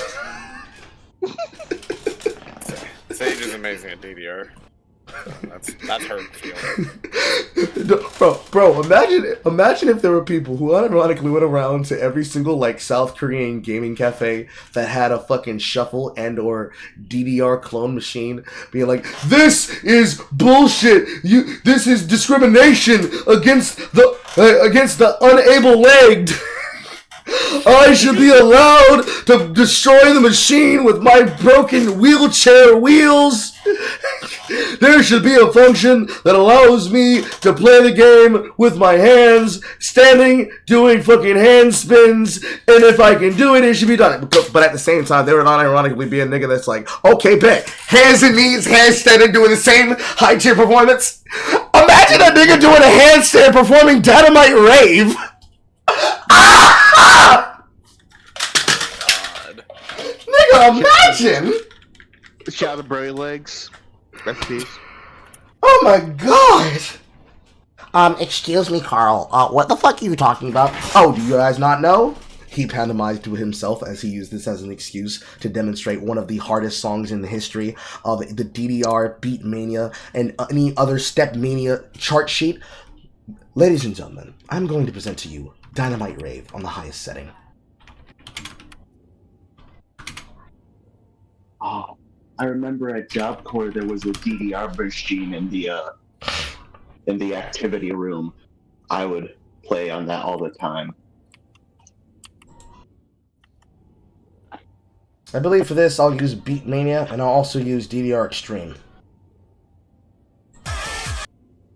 I don't wanna give up. Gonna have a party, gonna have a great time. Yeah, yeah, feel the beat. Listen to the music while you feel that heat. Or is it feeling like heat and ride that beat? Anyways, ladies and gentlemen, I present to you Dynamite Rave. At least Dynamite Rave DDR Extreme Heavy first.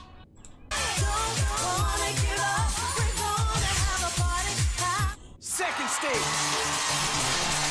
you ready? Let's step.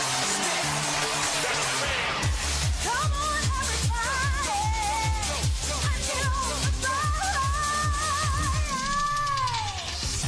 everybody. Also, keep in mind what you're seeing on the screen. That's the game at 1.0 speed. The majority of people who play DDR, Step Mania, and Beat Mania play at 3 times or higher. The ones that usually go viral in the clips, they're playing at the speed of 5 times as a standard. Jesus Christ, you're all the same. And Sage can play like that. Yep. My legs can't move that fast. That's why DDR machines and shuffle machines have back handlebars. You're supposed to hold on to them. Yeah. Well, that's what those were for. I mean, it's obviously so they don't fall off, and people use them too. They use them. Like it's the ones that don't need to use them have a very high trained sense, and they usually have favorite songs. They have favorite step charts, and there are different versions of them. But if you're using a machine that isn't like running a cracked version of it, or you can insert your own custom step charts, they are usually playing on standardized step charts, so they've become accustomed to the note sheets. And the ones that are able to do it, where they make it look like they're fucking dancing unironically for real, they have an extremely cultured and honed sense of balance in centripetal force. They've mastered, it's called flow state movement, also known as Naruto dodging. They have an inherent flow state movement. If I've tried to demonstrate this for you, because this is something that I demonstrated as a part of football and as a part of cross country, there is a particular kind of physical motion that your body takes when you do things. The idea that if you're going to turn to your left, you're going to turn to your left. The idea that you're going to turn to your right, you're going to turn to your right.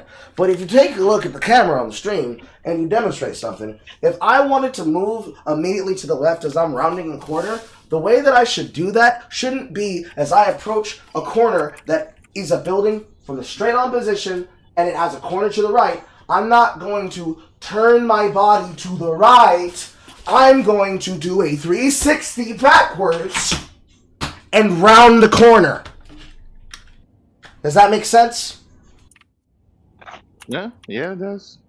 Same thing the other side. If there's a corner to my left and I'm around the corner and moving in the direction to the right, I'm not going to reach the corner and move to the left. I'm going to do a 360 and round the corner. This is the basis of choreography and shuffle dancing. That's why certain things, camera focus. Camera focus. There you go. It is the basis on why the dances look good and have movement.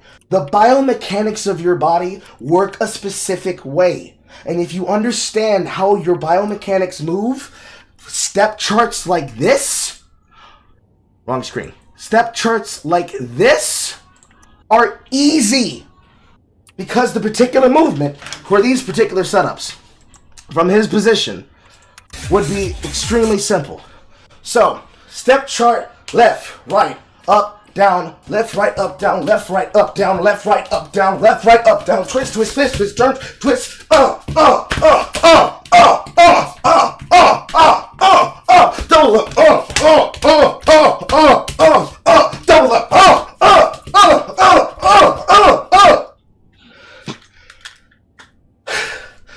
When a nigga's in the flow state, you probably couldn't even see that because I had the window up at the same time. So I'll double that again. So if it was moving, double up,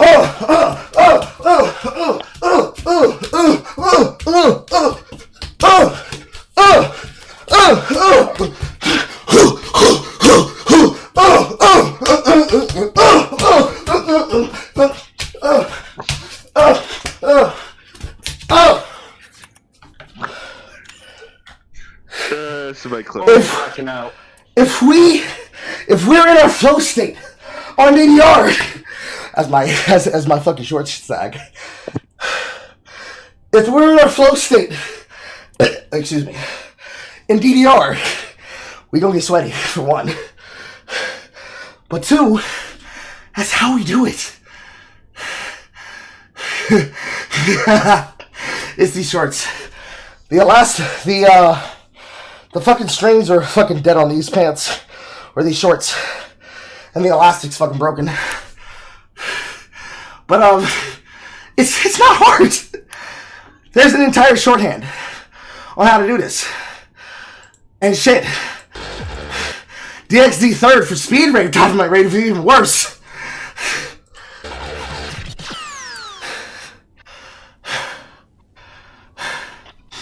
Take a minute.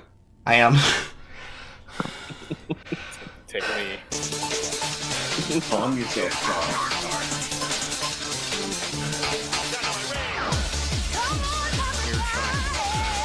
We were talking about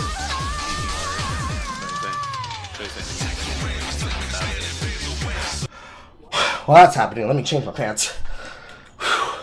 Don't But yeah, just look at the stream, and then look at the step notes for the Dynamite Rave Another version.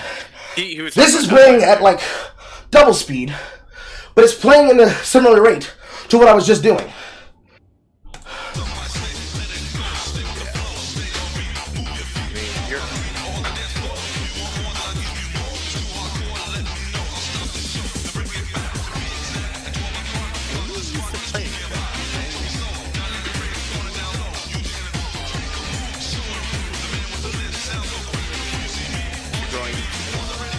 Yeah, going to the mall and then just playing that.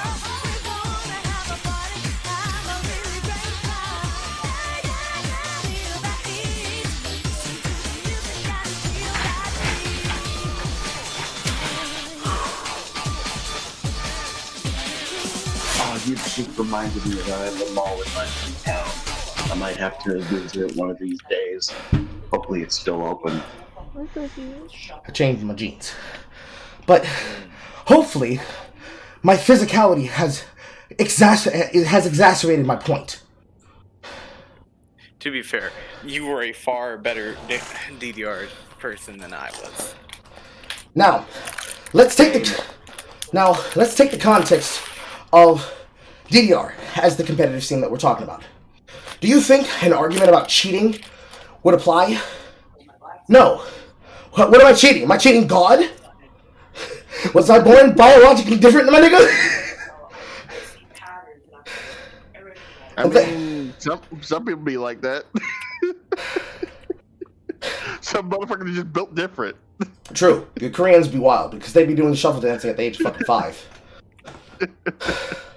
But then, for the argument of like teaching them the skill, if we were in a competitive DDR tournament and I just had a better step chart, because when you're ranked in something like that, you're only ranked on points. On points, chain, and your maximized quality. If a person has a different letter score than the other, then the letter score will apply the effect of how you win. So if I placed S on Dynamite Rave Another, and I placed S plus, or the maximum amount, on the highest setting, those multipliers would play into effect, but ultimately, in a competitive tournament scene, they would either have you playing standardized on either a proper note chart, or they would have you playing in the same difficulty setting.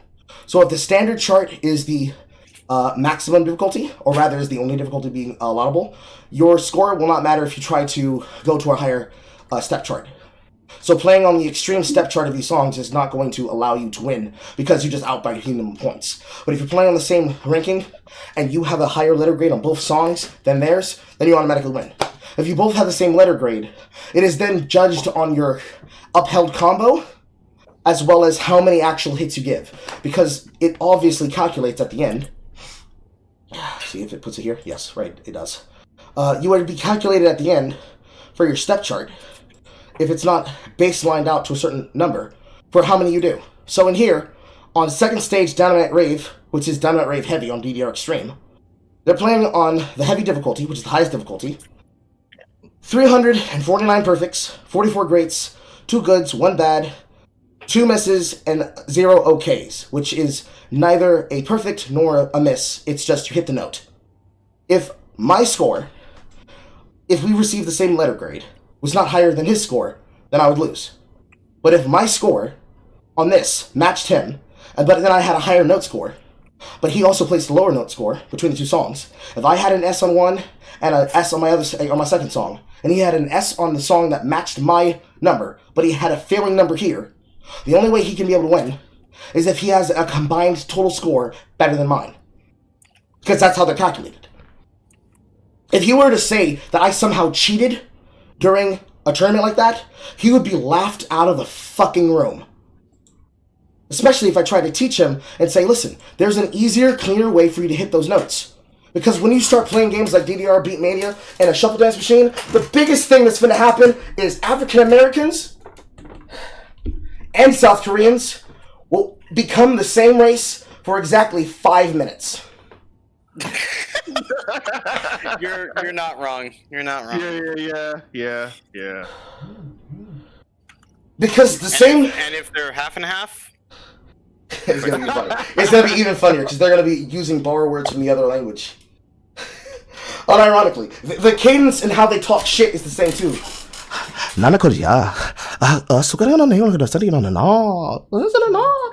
Broken ankles.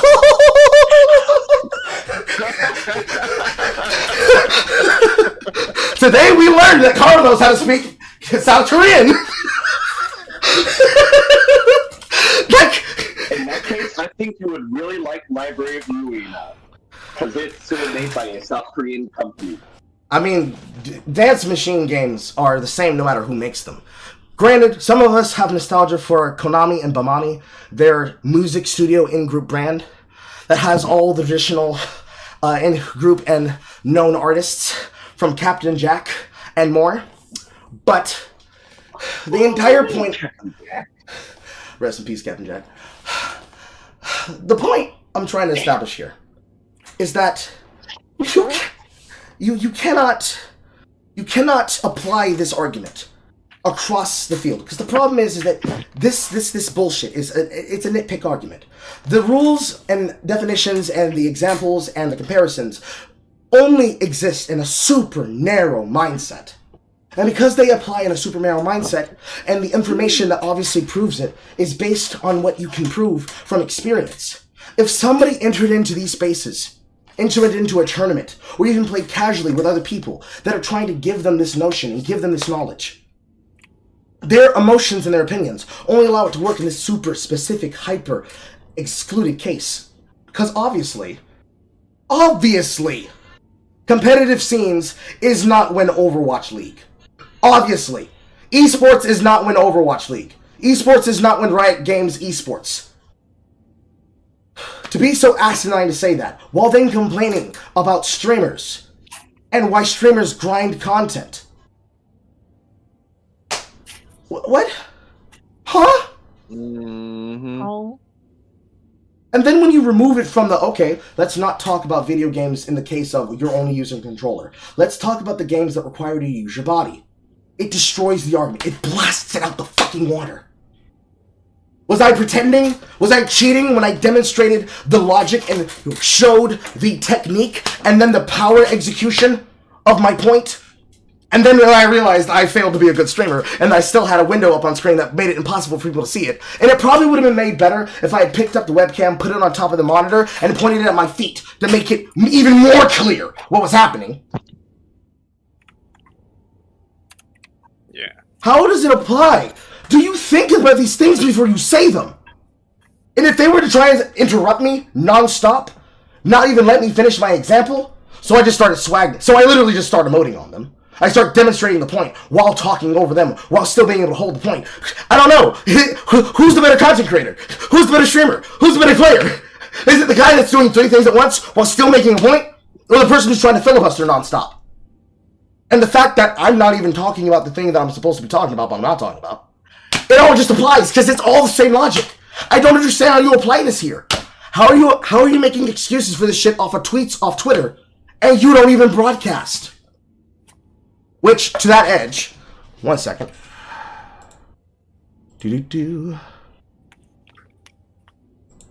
Black Hokage. Accidentally started over. Hokage? Yes. Oh boy. Oh dear.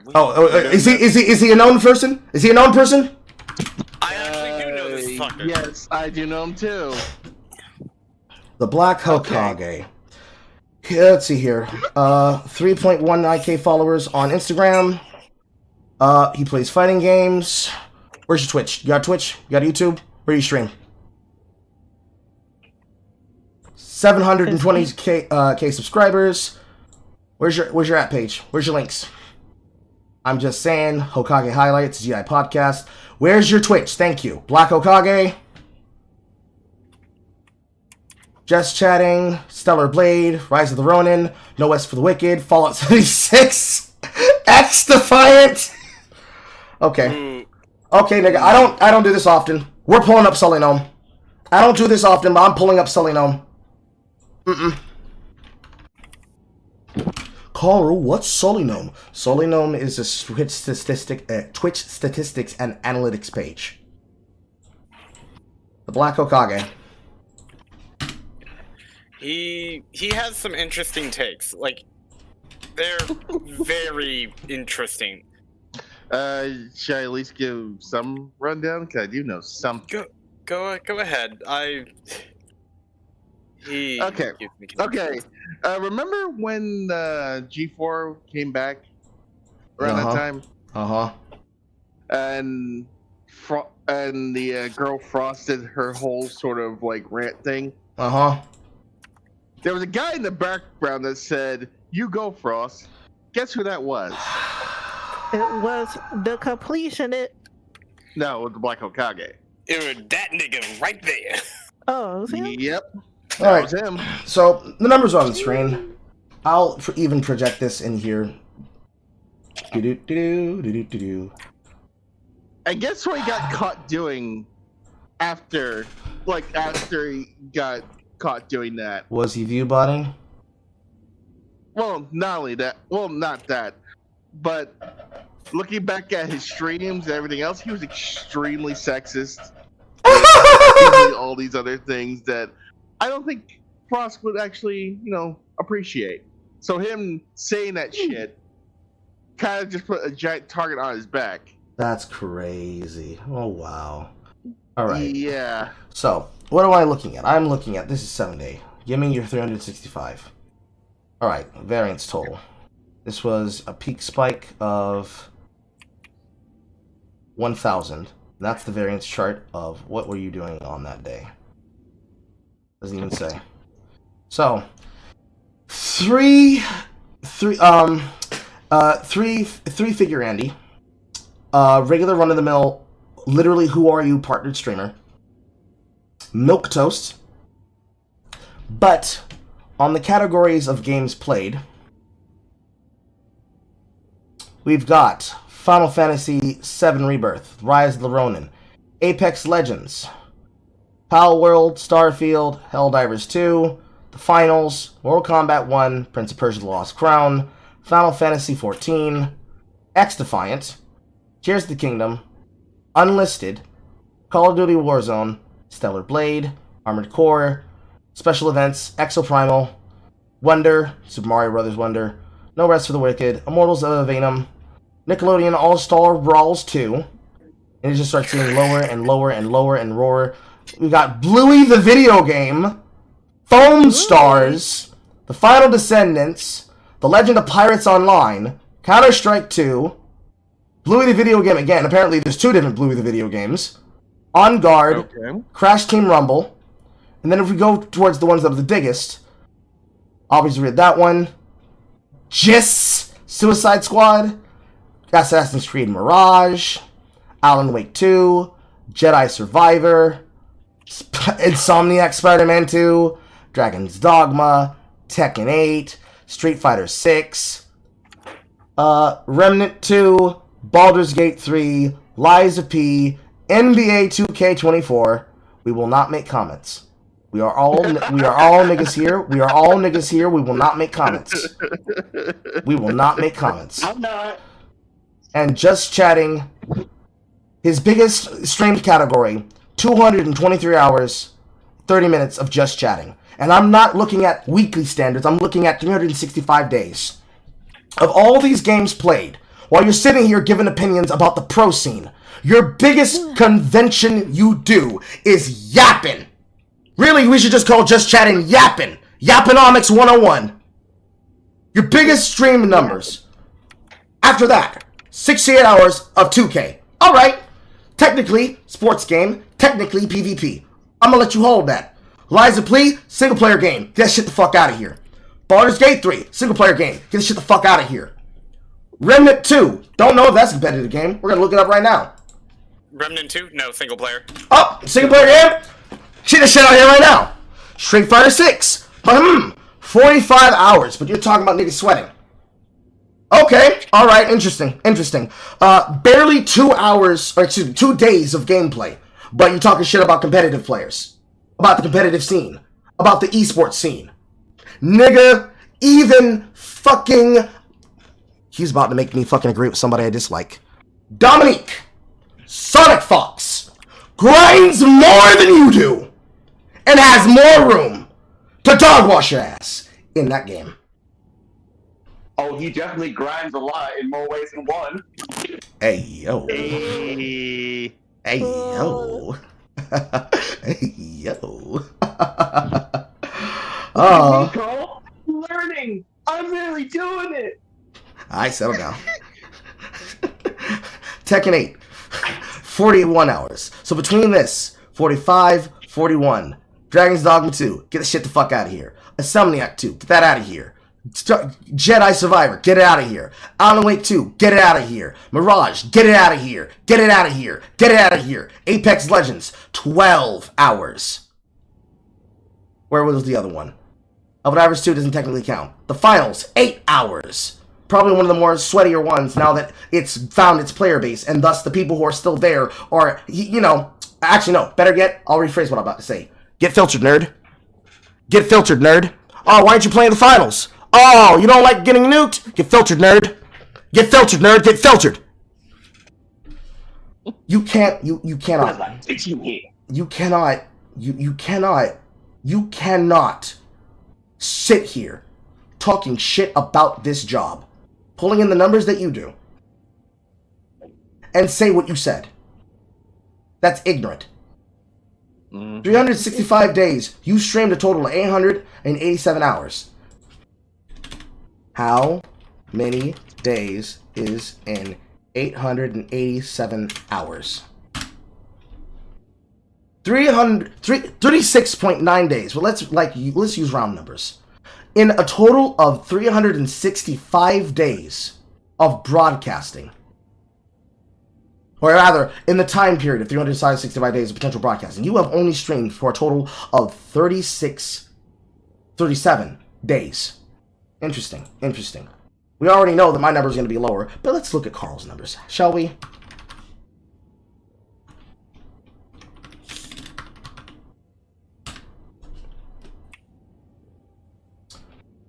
Oh. Just based on these numbers here. I have 116 to your 194 But this is recording 655. But sometimes I don't always stream directly to my Twitch page. And yet, let's look at some of the numbers of what I have. Time streamed over 365 days. League of Legends. 126 hours! Path of Exile. 109 hours and 30 minutes. DST. Technically single player game, but multiplayer game, but it's not a competitive game, but 91 hours. Helldivers 2. 47 hours. Sir, on both games that are competitive and games that are less competitive, I have more time in the games that you're supposed to be playing competitively, that you're, quote, grinding. The point here is, how the fuck am I doing that? And you can't do it. And you're talking about the competitive scene and about the competitive mindset? You're talking shit about things you don't know. You don't put in the time that you claim that you do. You don't. And yet, if I were to criticize him to his face, he would then say, look at my numbers, look at yours. Like, okay, what the fuck does that have to do with like that? Oh, I'm so sorry. I'm sorry that I'm not Asmon Gold, so that I can have my point legitimized by you. But let's see if that makes any difference. Put some money on a game, bitch. Come on, Come on, Mr. Three-Figure Andy. What are you scared of? I'm a literally who. It should be an easy munch, right? We can't do this. Bro, no. Absolutely not. No. No. Absolutely not. Absolutely not. No. No. No. No. You don't get to be legitimate doing this. No. Stop it. You're embarrassing us. I'd make a joke or like a parody of the Metro diff song that Drake made with those mariachi band, but I can't say one of those words, and I don't want to get banned off Twitch. John, remember what Look at the mariachi band. John, remember what we talked about? If you don't already have the joke formed in your mind. But I know, I feel you. Don't worry. I can make the joke for you. Back home! Mariachi. Hold on. Back home! Shut your bitch ass up and play some games, nigga! Ba-da-da-da-da-da-da-da-da! Hawko! Shut your bitch ass up!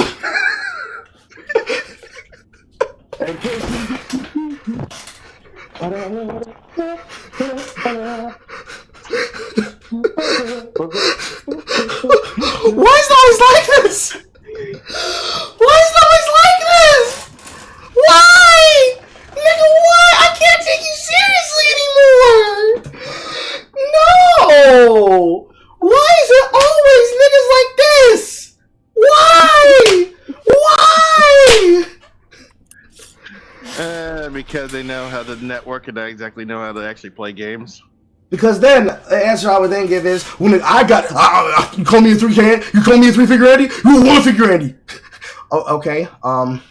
If I let people, if I cucked myself to my positions, and I said the politically correct and safe things to build my brand, that would mean I would be fake as fuck, and I would be equally called out by the alternate future timeline Carl, who would look at me and say, nigga, you can't be me.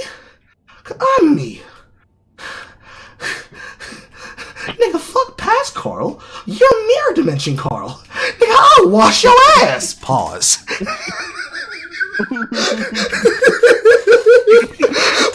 Actually, nigga, wash your own ass. Here, I got... Nigga, wash your ass now. I got the ass right here. Hoes like this. Take these bar soap, lather yourself up. I'm gonna put it on Jet. He confused, but he got the spirit. Oh, God. I believe I've belabored my point enough. I've made my point. We've seen the numbers. We have fun here.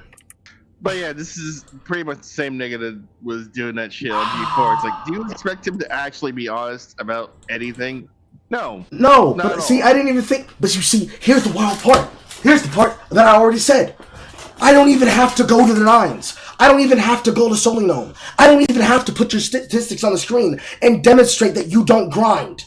So that you can't talk about grinding. Because you're trying to criticize niggas that grind. They're trying to learn the game. You could probably say, well, I know how to play the game. I put in less time. What do you think that says? I think you don't understand the culture that you desperately want to legitimize yourself and be a part of. I think you don't know what you're talking about. I don't think you really have been where you claim that you've been talking about. No, I don't think you do. I think you are a friendly player. I think you're a casual player who shows up in the game rooms and talks about the niggas playing Naruto Shippuden Storm Connection games that have been playing the same 4 games for 5 years, and when the new version comes out from CyberConnect 2, you're like, oh man, I gotta hold my nose as I walk past these dusty-ass niggas as he's playing his 3 Naruto setup and his Obito Sasuke fucking Kakashi setup. As though you're talking about the same niggas that are grinding DBZF and playing multiple rosters of just Goku versus Goku and Goku versus Goku and Goku. Oh yeah, they got like 12 Featuring Gokus in Goku that from game. the Goku series. I think there's 13 now. Yeah, 13 Gokus. Like, you cannot... Like organizing 13 this bitch. Like, you don't get to talk shit about a scene that you clearly don't belong in, and you clearly don't participate in, and act like you know what the fuck you're talking about. No, I'm gonna call you on it. And I don't have to go and look through your fucking stream numbers to do it. And because I'm willing to be an honest man, and I'm willing to put my own shit out there, I'm demonstrating things you don't have. The first one is humility, and the first one is humbleness. The first thing is humility, and the first thing is humbleness. Nigga, catch yourself. Second thing is humbleness. And the third thing is a reflection to understand reality and keep in mind where I am. If you are the kind of people who will pull follower numbers, who will pull sub numbers, who will pull money, recognition, to try and get away from the fact that you having numbers and being bigger of a platform of another person does not delegitimize where they come from and their background, you're incapable of arguing about anything. Because the shit doesn't apply. It doesn't work. The logic of how you see the world does not view to video games. Because video games and the systems that are created around them are created by people. They're rule states.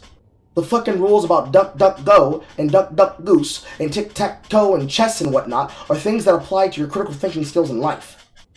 If nowhere more efficient than in esports. Because the designers that are making the games more than likely in the past were players. Again, ironically enough, one of the biggest statistics that actually get cross-checked a lot when it comes to esports players and their higher education or their particular hobby autodoc education. What do you think the most common degree amongst them is? I'll give you all 3 guesses. I'm guessing practice? What do you mean by practice? Is practice Well, a degree? Is practice a degree that you get from college? Well, technically, but that's just being pedantic. But I mean more like in the sense of understanding and trying to. I mean, I guess you could say practice, but I was talking about what kind of degree field do you think that is most common amongst them? Oh, sorry. I'm guessing liberal arts. This nigga maybe, but no. Anyone else want to take a shot at it? You got 2 more chances. I got nothing. Anybody? No one?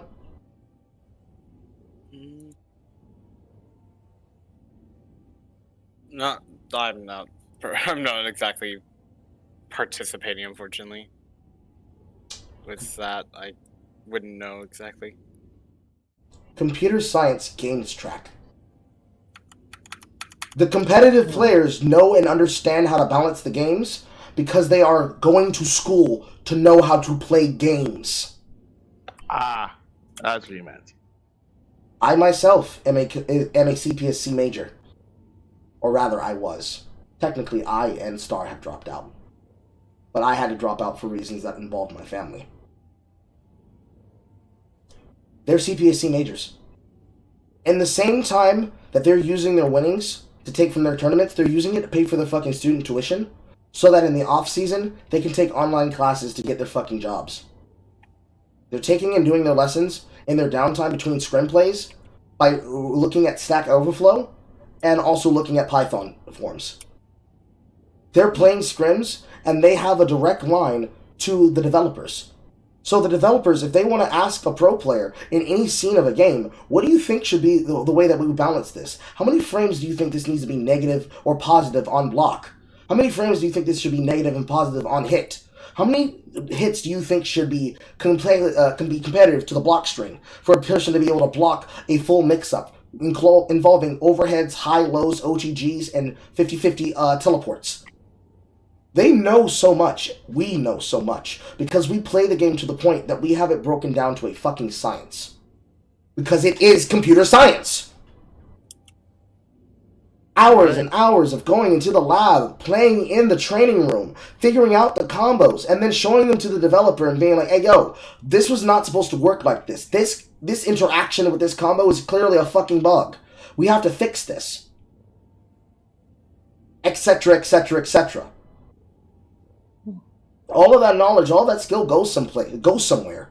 And when you tell somebody, oh, I'm actually a popular streamer, therefore your opinion is null and void, that's not the way that you should go about that argument. What you actually should go is, actually, I've been doing this job for X amount of years, and I've spent a lot of time doing this, this, and this, and I have a background of doing this, this, and this. So I understand that you're allowed your opinion, sir, but I'm pretty sure I'm a better player than you. I know for a fact I grind more than you. No, you don't. I have more views than you, therefore I'm right. Really? You're more popular than me, therefore you're correct? Okay, if you believe that you're right, put your money where your mouth is.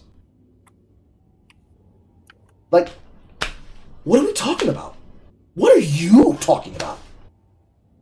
It's ridiculous. It's annoying. This is probably one of the worst forms of fucking imperialism I've seen in conversations to date. You cannot. You can't, bro. Nigga, no. Resume. I don't even want to go through the rest of your video, but I have to for the legitimacy of it, because now we have to see what else you think. 2K to make more money. 2K is breaking record profits. That's why that game is fucking ass and they will not improve it. I wish I could bring up the article, but for Madden, reports... That's a really bad argument. If a game is making record profits, and you want them to learn how to be better about those record profits, it would behoove them to make the game better, to bring in more people. What horseshit? Came out that 71% of EA's revenue is coming from live service games. Do you know what that means?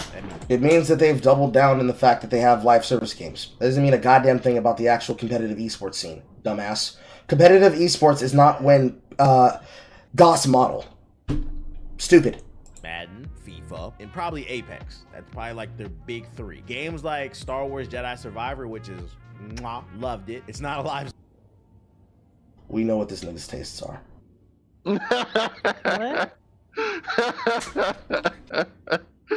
Tell him himself real quick. That's funny. Remember what I said yesterday when I was defining the idea of the graphical fidelity upgrade-a-thon? Yep. They're all the same. Pretty much. All the fucking same, bro.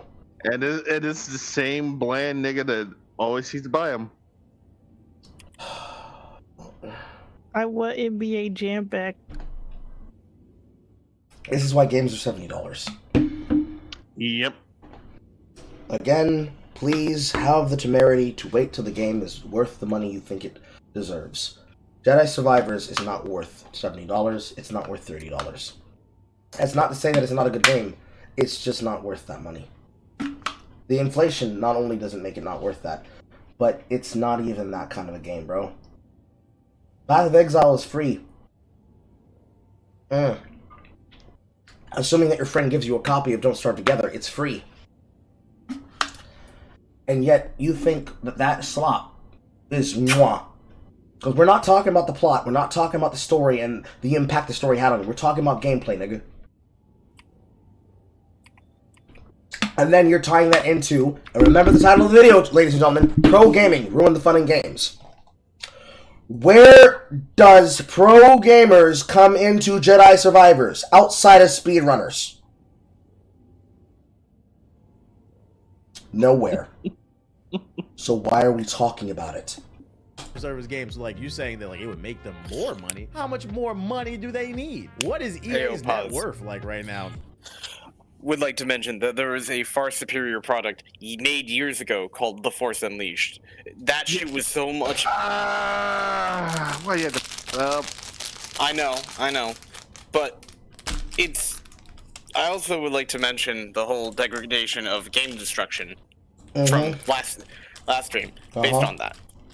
We have Jedi Survivor, a game that was meant to be, oh, well, you now can be a Jedi. And a far superior game was made beforehand, where it had less of the slosh and less of the slosh and less of the ham-fisted storyline that they wrote about the one orange-haired looking motherfucker with his fucking poncho obsession. Instead, we had a person who had his flaws. We obviously knew the storyline about him and what was going on, and it had a mainline character that was so profoundly overpowered that when he went toe-to-toe with the quintessential main villain of Darth Vader, he was beating his ass, but lost ultimately, because Darth Vader is still Darth Vader. And canon bullshit and all that. Yeah. I don't want to talk about fucking Force Unleashed, but it is still a better game than fucking Jedi Survivor. By all means, resume. Pardon me. EA's market cap, like what's the market cap? This company's worth fucking $34 billion. How much? And therefore, what? Here we go. The company's worth $34 billion. Therefore, my opinions about the pro scene matter when I don't actually participate in it. I'm just a fucking tourist. Definitely a tourist. How much more money do they need? Like, Communist detected. what do you mean? What do you mean? Lethal force engaged. Nah. Communist detect. It's like, imagine my voice as a part of like a Negro-centric warning system. Communist detected. Communist detected. Lethal mockery has been authorized. Inward privileges is pending. Yo, stop. Just stop. Stop. They don't need no more money. Antimon's hot take is, right now, Suicide Squad Kill the Justice League is actually super fun, and I love Wait a minute. Wait. Let him finish. the story. Well- I can't believe it's a major hot take, but anyways, I can believe. This motherfucker, you bland ass bitch. Granted, he is reading a person's take, but, excuse me, huh? That's subjective. But let's hear what he has to say. Believe it's a hot take because I don't agree with this. I don't know about super fun. Suicide Squad Kill the Justice League is actually super fun, and I love the story. I can't believe it's a major hot take, but anyways, I can believe it's a hot take because I don't agree with this. I don't know about super fun. I had some fun with the Justice League, but it's way too repetitive. Not enough enemy types. I think the base story is okay, but like what I seen with the DLC with the Joker, and what I seen with the leaks, I feel like this is another game kind of like Anthem, where like you could see there's a game there that had potential, but it just didn't have enough time in the oven to flourish. And Crazy. Now, do you notice how you were able to say that, and the same way that people like myself said that, that wasn't Gamergatey? Interesting. Would you say that you have that opinion that it had a potential in its content, but it didn't have enough time in the oven? Would you say that about this game? Would you say that it focused on things that were not necessary, like the plot of the game, and not the gameplay? When you talk about that focus on the plot and the gameplay and the story being fine but the gameplay being ass, and you know that they put more focus into the story and the shit that was put in the story, that they wanted to have a part of that instead of the actual game mechanics, and the fact that those consultancy firms. Oh wait, I'm getting gamergatey. I'm sorry. I followed a through line of logic, and I got gamergatey by asking basic questions and noticing things. Noticing things is gamergatey. I see.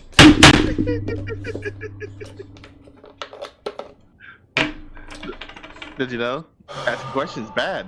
Don't ask questions. Just consume product. Noticing things is a problem. When you don't, when you notice, when you smell the shit, that's acceptable. When you turn your head and smell and follow the wafting scent of the shit, and you detect where it is, and you notice that it's coming from your bottle of water, and hey, this smells like somebody pissed in this. Hey, it smells like somebody pissed in this water. Hey, yo, bro, I don't care if people piss in this water. What are you, a gamergator? You can barely even taste it. How do you know?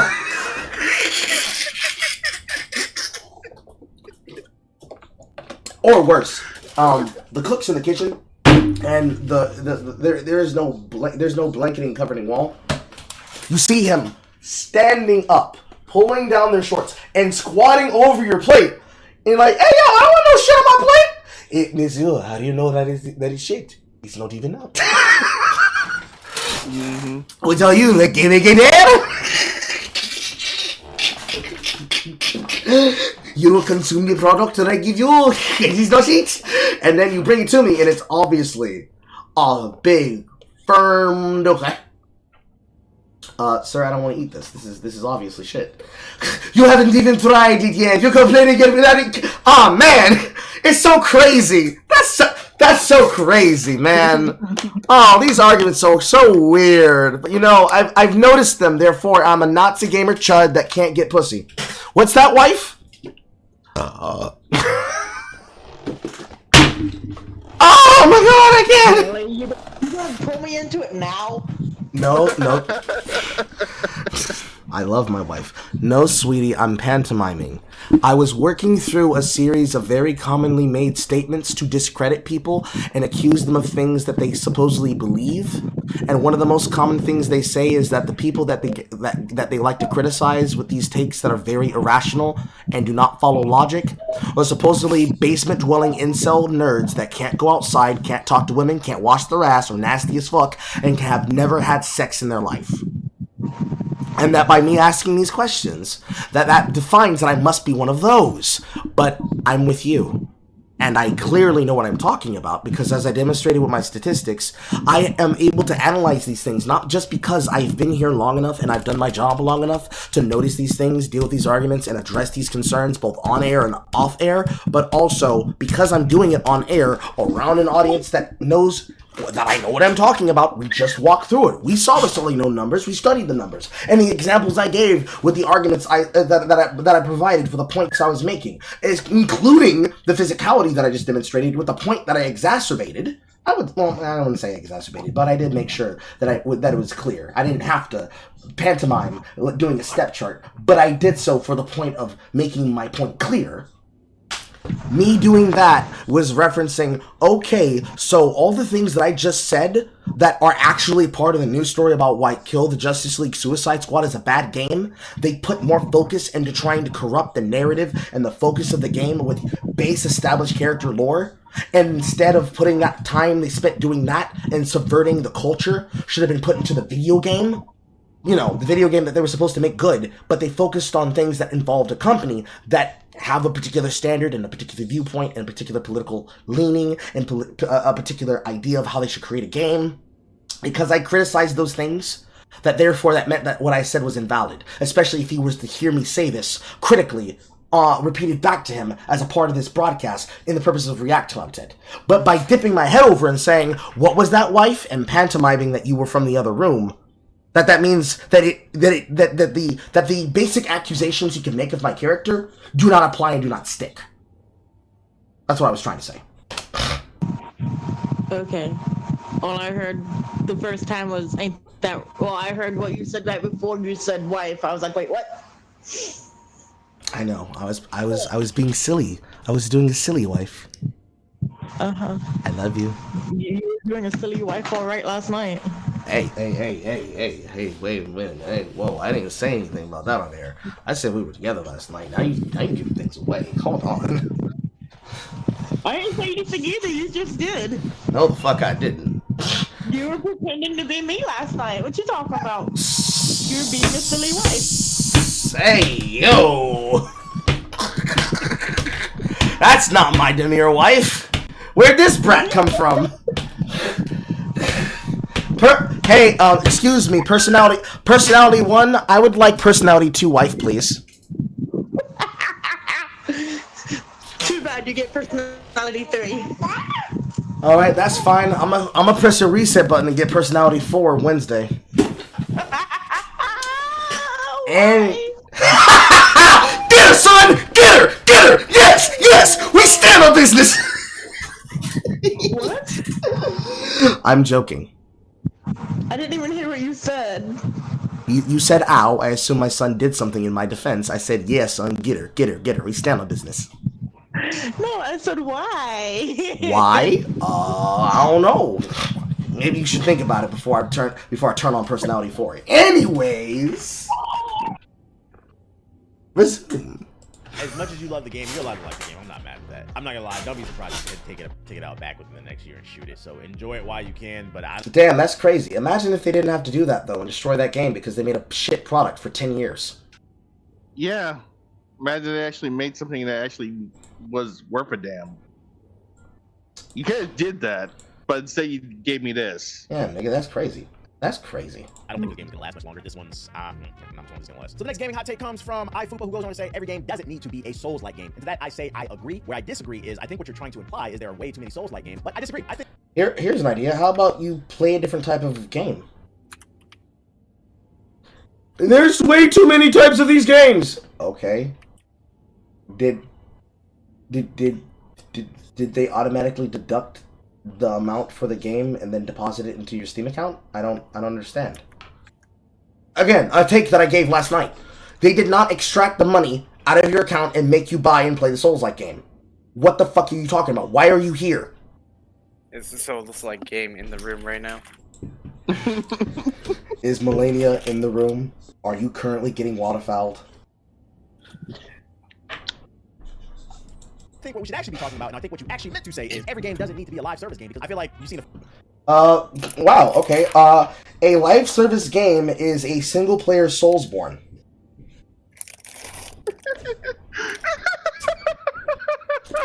Nigga, why do you breathe? This nigga can't even tell the difference. Can't tell the difference. Nigga, why do you breathe? This is unironically DEIs with black people. Come on! a few of them over the last few years have gotten a little bit more popular, and I feel like you're inflating those numbers a little bit too high. And what we all should really be saying is every game doesn't need to be a live service game. Because I don't know if you know, but 90... I would agree with that, but then again, I would then tell you, nigga, are they forcing you to play them? Go play something else. How much is Graveyard Keeper right now? Graveyard Keeper, Graveyard Keeper, Graveyard Keeper, Graveyard Keeper. I mean, I was literally playing something else in Helldivers while Destiny 2 was being shit. So, yeah. Graveyard Keeper is currently $20. Its DLC is $10. Jesus, I didn't realize it was actually that much. Then again, I bought the DLC over time, so it wasn't me buying $30 at once plus a $20 game for a total of $50. But Graveyard Keeper, a game that is a very autism simulator light. There isn't a word like roguelike and roguelite to really define the difference between an autism simulator and a very easy form of an autism simulator. I think the easiest one that you could really go to is Stardew Valley, which Stardew Valley is $9.89. So you could be able to buy several people multiple copies of Stardew Valley, and I'm pretty sure it doesn't have DLC. No, it doesn't. It just has the soundtrack, and the soundtrack is less than $4. But then again, who buys the DLC soundtrack for these games? Unless they're using them for, like, backing tracks for making videos. Like, my nigga, play a different genre of game. Go out into the world. Go to the Steam page. Go to Google. Type in the genre of game that you would like to buy and play that game. Granted, I've technically been sitting here on the fucking load screen for the server because, again, we're community stream day, but we're doing multiple things at once. If I didn't want to play DST, I would go play Helldivers. If I didn't want to play Helldivers, I would go play PoE. Even though I still haven't found my Consuming Dark. Because I've been putting it off because I didn't go live early enough to be able to play PoE that day, like I had told you I had in my plan, Marcus. So that I could do the thing. So I just ended up skipping it. Something that happens very often. But if I didn't want to play PoE, I'd go play something different. I'd rotate between 10 games on my list like I have been. Rotating between Monster Hunter and Balatro and whatever else. Mostly between PoE, Balatro, and Monster Hunter. Now that I'm fully in Iceborne and I'm just learning the difference between a normal monster and an Elder Tempered monster. Which apparently I should have listened to Ninja when he said that. Apparently I was basically trying to skip 15 grades ahead. The sheer difference between going from normal to nigga ream my asshole open. I was about to say, it's like, are you actually going after tempered monsters right now? I started to. I didn't realize the difference of the strength to temper. I thought it was just like, oh, they do a little bit. No, them niggas got extra moves. No. Them niggas got extra moves. I thought I was crazy. You haven't even gotten to the grinding lands yet, in which there are extra monsters on top of that. But I'm going to save that for later. But that remains to be seen. I'm going to get there when I get there. Although, while I speak about that, I tried a tempered Testoria, and I'm like, why is it that I fight this version, and I'm not struggling, and I fight you, and for some reason, I'm always getting caught in a mix-up? Because I kept timing it. I'm like, nigga, I literally cannot recover fast enough. Something's going on here. So then I randomly tried, because I saw that the difference was that they had an aura on them, so I'm like, I wonder what the aura was. And then I got the tutorial about tempered. I'm like, oh, tempered monsters? So normal tempered monsters would be like this. So does this apply to the elders? And the answer I got after repeatedly seeing how many different effects were being added to an elder tempered fucking Xeno'jiva was, yes, nigga. Yes. They not only do more damage, they actually have entire move states. You know the Rage Form Xeno'jiva Slam that he does? Where he puts his hands into the ground and he does the echo? Yep. Nigga, I wanted to throw my controller at the wall, but I just politely put it down and I just stood there. I was like, oh yeah, I'm dodging it up. Wait, that nigga... I remember those days.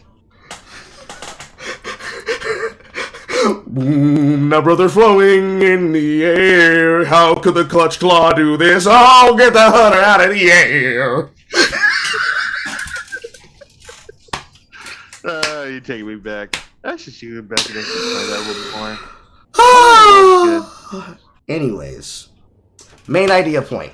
Fucking Christ. You can't complain about genres of games that you play when you can literally turn the game off and play a different game. If you want to complain that the industry is doing too much in a genre, play a different genre. You control the buttons you press. You control the games you buy. No one's making you play them. But they're not the popular games that give them the views. So. I know, right? It's crazy. If you consistently stick with a thing and you build an audience because you have passion in it versus you're jumping around the fucking timelines writing trends to stay relevant, I wonder who would consider one of having more cred than the other. Oh no, maybe I should ask Aiden Paladin about it the next time I get the chance to talk to her. Hopefully the situation that both myself, Saf, and Zerst would like to have resolved. Maybe when that situation gets resolved, if it works out the way we want to or not, I get to tell her what happened. Because I deleted what I said I was going to delete, Saf. But man, I wish I had held on to it just so that I could be able to show her. You know, just like for argument's sake. Man. Anyways, back on topic. Nigga, play different games. Nigga, play different games and learn how to enjoy them. If you don't enjoy them, play a different game. Don't play the same popular games that you have been playing. For fuck's sake. Developing or maintaining. And if you will, open your mind and realize, okay, you have a bias, you have a type. A live service game, 537 studios. This is what makes money. There was also an article that came out that says It doesn't really make money, but does it? Does it really? Because, like, they get a big influx of money, and then it drops off. And then they eventually close it. Is that really making money?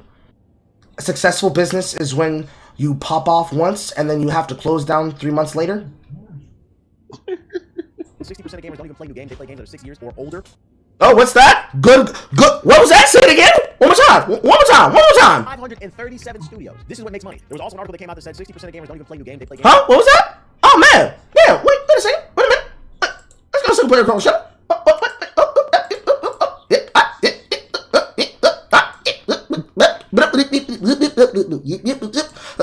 People yapping? Where is it?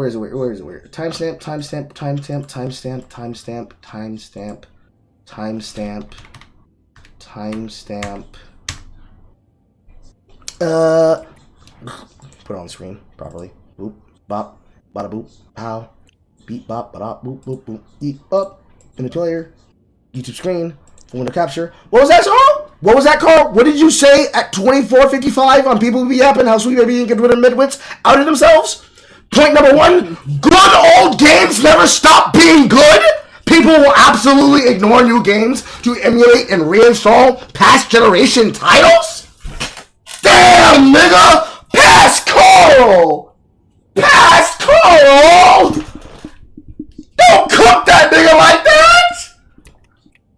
Nigga! This isn't even a soup anymore! This is a stew! You stewing this nigga! We're making gumbo, chat! We're making chud gumbo! We're making chud gumbo! Throw in the shrimps! This nigga's cooked.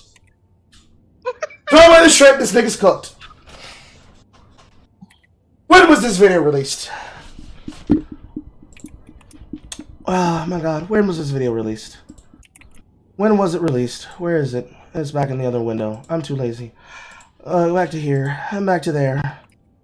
Click on this. Back to here. The Black Hokage. Beatmania. Use it this one. Black Hokage. Blah blah blah blah. Down the link. Where is it? You got him. When was this video published? 12 days ago. Nigga, how are you losing to an argument that I made a month ago? Damn, nigga. Nigga, that's crazy. Nigga, that's crazy. Nigga, that's crazy. Do you understand how crazy it is? Nigga, that's crazy. Wow. Oh my god. Suck my nuts. Lick my balls. My wife will give you pointers. You don't. She can show you how I like it. This motherfucker. Oh my god. Oh. Oh. Games that are 6 years or older, which means most people play Roblox, Fortnite, games like that. Games that are live service. Live service, in my opinion, is really ruining the industry, not Souls-like games. Okay, so you do understand that people playing games that are 6, 8 years old means single-player games and live service games, but live service games are not the same thing. What did I say yesterday? A game that gets updated over time, being live service, does not compare to it. Season 0 to Season 9 Glory Days of League does not equal Season 10 to Season 14 Modern League. Those games are not the same. By this argument, you're telling me that League of Legends passes the mustard, and yet games like Toontown Online would not. Because what happened? Toontown Online got closed, right? Right. And then it got remade into private servers and reopened to the people who wanted to play the game of its game loop, right?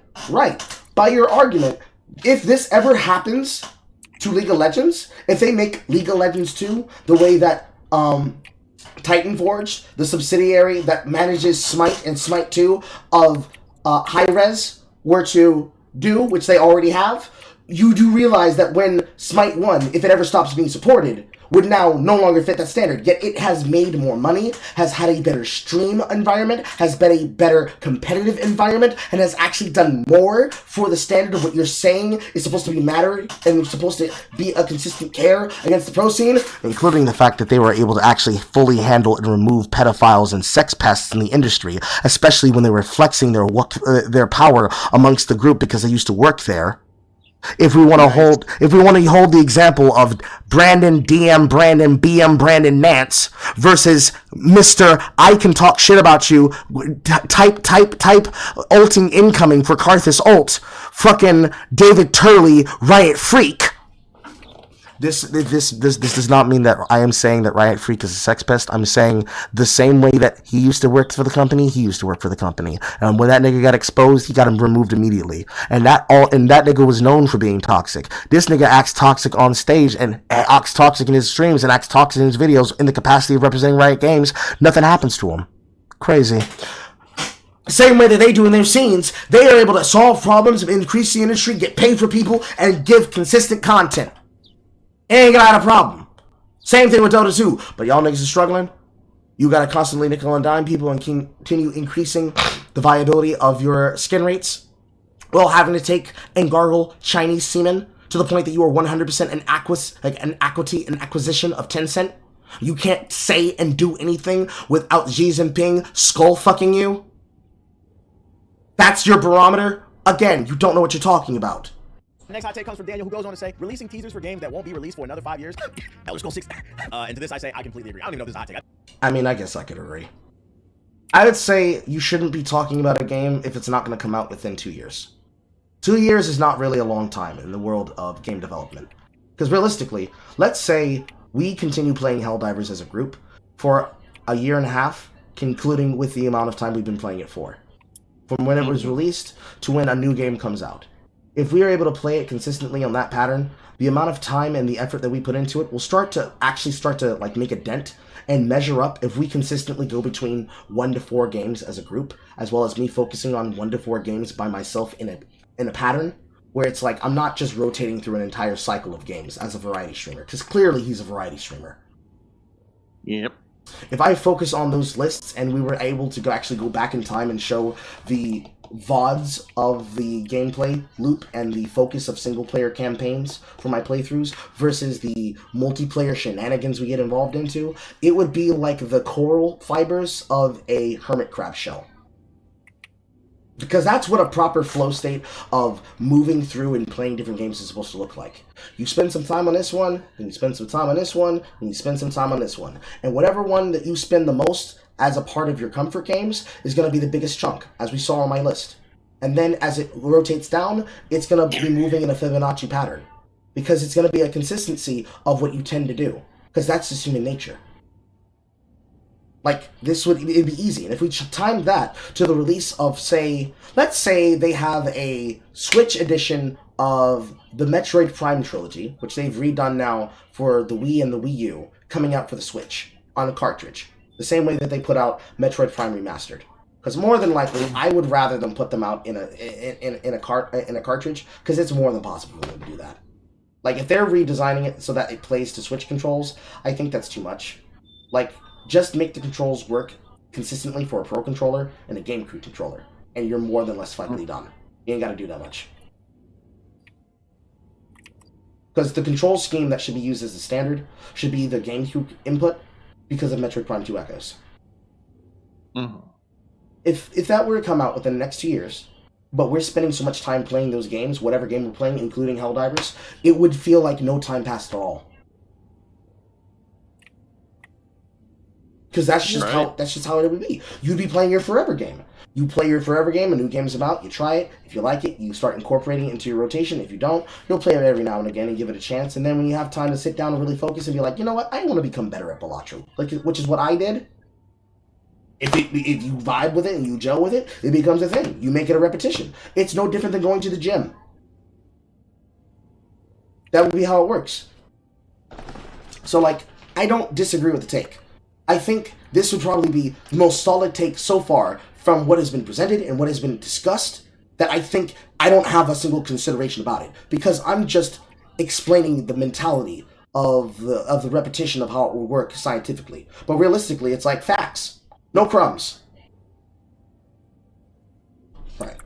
I think most people actually agree with this. Listen, if your game is not coming out within a year, 2 max, but honestly a year. I'm sorry. Damn, Carl! Gumbo! Gumbo! Gumbo. Stop fucking showing off your. Don't you love it when you write and you're just picking out numbers and it's like, damn. But of course somebody could say, Carl, that's a coincidence. You could have pre-planned it, nigga. No, because if I had pre-planned it, the video would have started in a particular position. Game. That's something you can actually see in watch history. It shows you on the bar when you've pre-watched something how much of it you've actually consumed on YouTube. Naturally now. Metroid Prime 4. I mean, we look forward to Metroid Prime 4 for reasons. Because, nigga, what was the last interview we just got?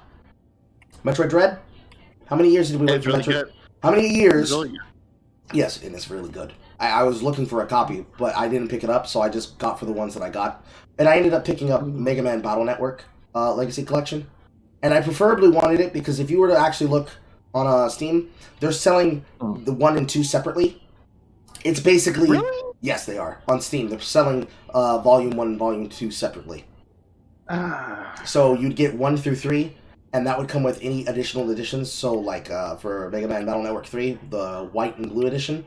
And then they have on the other one, all the other ones with their dual editions as well.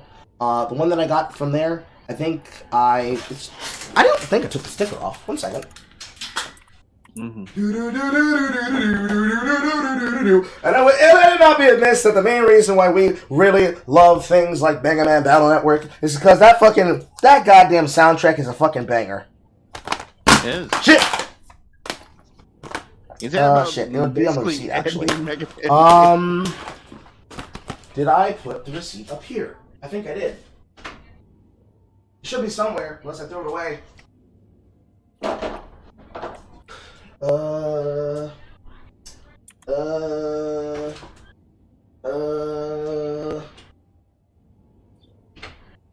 I want to say I got it for $30 or $60-ish, but I don't think it was actually that much. I will say it was about $30. Because I don't have the receipt on hand. But I know that Sunbreak, because Star was with me when I bought it at the GameStop, when I was trading in games for both store credit. I think I had traded in about what was equal to store credit of like $360 because I had sold my my spare DS Lite and a bunch of other things that I didn't want, as well as old things that I couldn't play on because my 360s no longer worked, so I just sold a bunch of games. I think it was about maybe $360 to $400 of in-store credit, and some of it I took as monetary return, which was like about $71 of cash, and then the rest was like 200 something. Maybe spent a total of $160, but that was across like multiple things, including the DLCs. Well, actually no, wait 1 second. This is actually extremely easy to demonstrate. Watch together. Here to Mega Man Battle Network Collection. Mega Man Battle Net Collection to Amazon. There we go. Mega Man Battle Network Collection. Mega Man Battle Network Collection for the Switch, $43.35. I believe if I spent $30 to $35, that's about right. This is currently 28% off, so it's list price. If you wanted to go with a base standard, that would be $60. So you get a $28 discount there if you were to buy it that way. I bought it in the store. I believe it was a used copy. I don't remember it being a new copy, but if it was a new copy, I probably took this. The sticker price was probably on the plastic, and I have bad memory because I'm like, oh yeah, new game, so I forgot. But I'm gonna probably say hard sell. I probably spent at least $45 on it, so this is probably right around the proper amount, and that's the Switch edition. I'm gonna go to Steam right now. I'm gonna put Steam on my screen.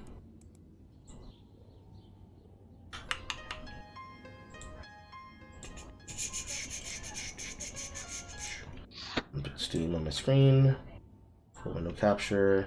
So as you can see there, that's Mega Man Battle Network Legacy Collection for Switch on Amazon, which I don't know if you guys buy your physical copies in stores or over Amazon. I also do indeed have the Zero ZX collection. True. Yes, Ace the Detective. It was also a steal. Because I don't know about you, but the way that they choose to divvy these things up on the storefront platforms is really wild. Because they did the same thing to the Mega Man collection and to the Mega Man X collection. So when I saw an ability to get them all onto one cartridge, I was like, yes, sir. I don't like having two cartridges for the same amount of games. If I'm going to have a collection, this implies that you have ROMs. ROMs should be able to fit on the same cartridge. We have advanced far enough in technology. We should be able to do it. If you're telling me the GBA games, you can't get the GBA games onto a Switch cartridge, nigga, be for real. But anyways, 43.35. Now I'm gonna switch it to Steam.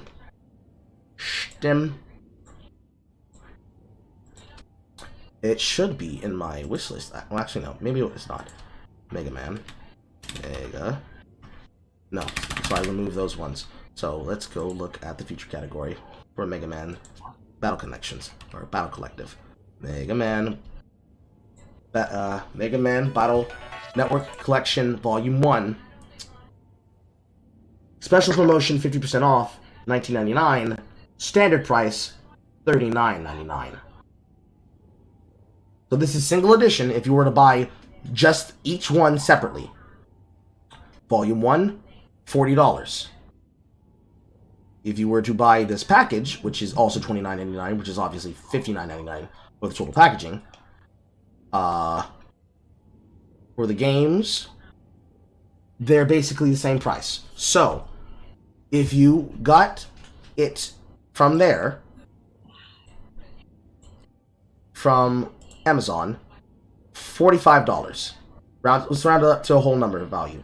$45 for the Switch edition. Both games, same cartridge. Steam, both games, owned in your collection, $80.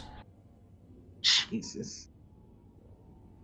This bundle is here, but this bundle will only last until May 8th.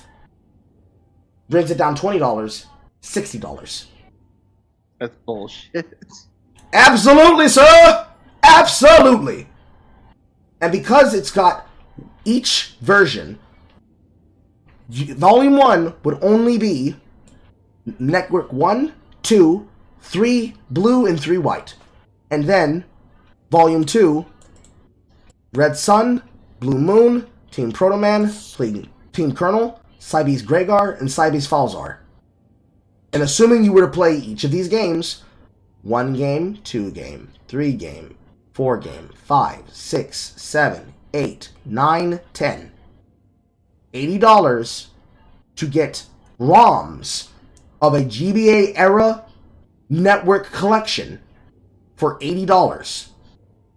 And yet, ironically enough, because these are rare titles, because they're a part of the, the exclusivity type of you must buy both games to get them, something that we hate even when it's for Pokemon. I don't know if Horror's still here, but Pokemon, she should actually, no. Horror, are you here? Please come sound off about this.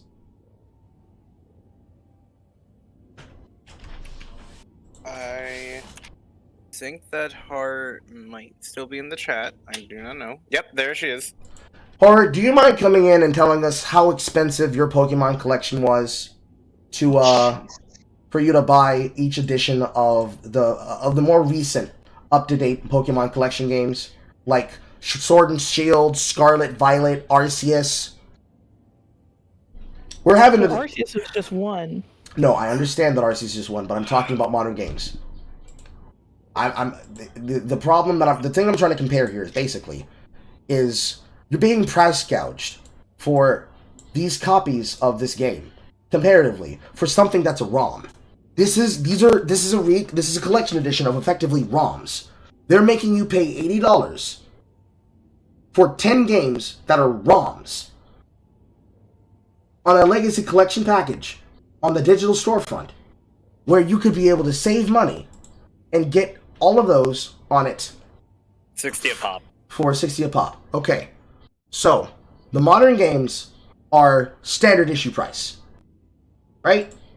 So when you look at this, as we're comparing it, for this game, you're getting, if modern video games are 60 a pop, so so you have all of them, right? So you have Sword and you have Shield, because you're building your living Pokédex. You're still building your living Pokédex, and you finished with the Sword and Shield era. So that there, 60, 120. And then Scarlet and Violet, right? Both games, you have both?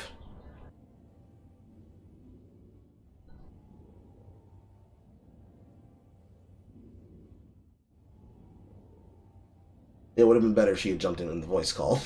But I imagine there's a reason why she didn't.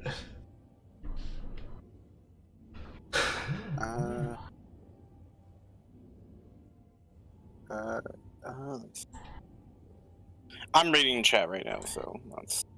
She is working. Yes, I am okay, working. so she's working. Okay. Yeah. That's what I thought. I was just making sure that you were able to respond. Okay, so Sword, 60. Shield, 120. Scarlet, 180. Violet, 240. Modern video games. Dual copy games. We're almost close to $300. Mega Man Out Connection.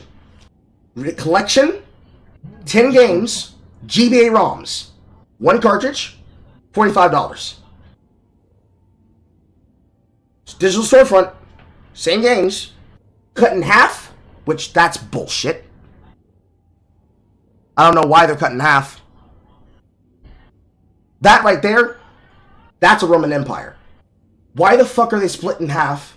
And why are you overcharging for them based on this on the cartridge? This right here is why Nintendo continues to dog wash inside of the multi-platform generations.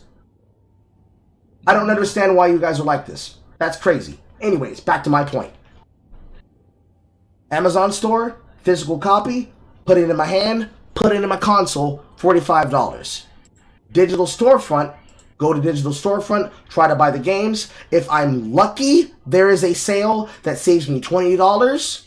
These together, total amount, would have been 60. I can get them here for 40. Special promotion that's going to disappear by May 8th. I would have to pay double the price. This would be 30 to a total of 60. But since we have to assume this is not something everyone can take advantage of, $60 if I bought them in the bundle. If I buy them separately because I'm a bad couponer, $80. But even then, would I rather spend $45 to $80 to get 10 good old games? Or would I rather give $300 in terms of microtransactions on the free-to-play games as a service? That'll probably get shut down within 2 years. So that's $300 down the drain. I don't know, chat. I'll pose the question to you. Which one would you want?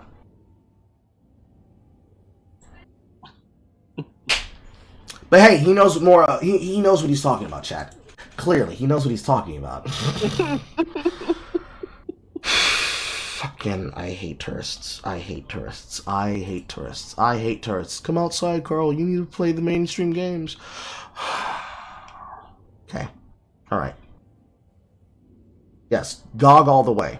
Even though sometimes I dislike things like GOG, because at least for me, the reason I dislike it, I bought fucking, Heroes of Might and Magic Complete 3 and 4, and for some reason I can't seem to log into my GOG account. I'm going to try to do it on the side here in a second, but I paid like maybe $10 for those things, and I can't seem to get back to them. I'll probably just pirate them again, honestly. And download all the offline downloaders. I suppose that's what I need to do, but that's whatever.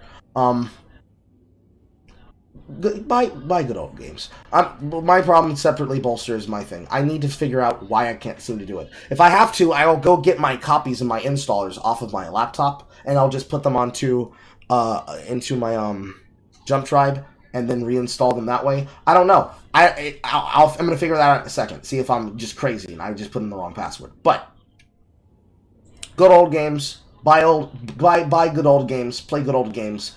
Avoid this shit. It smells like bitch in here.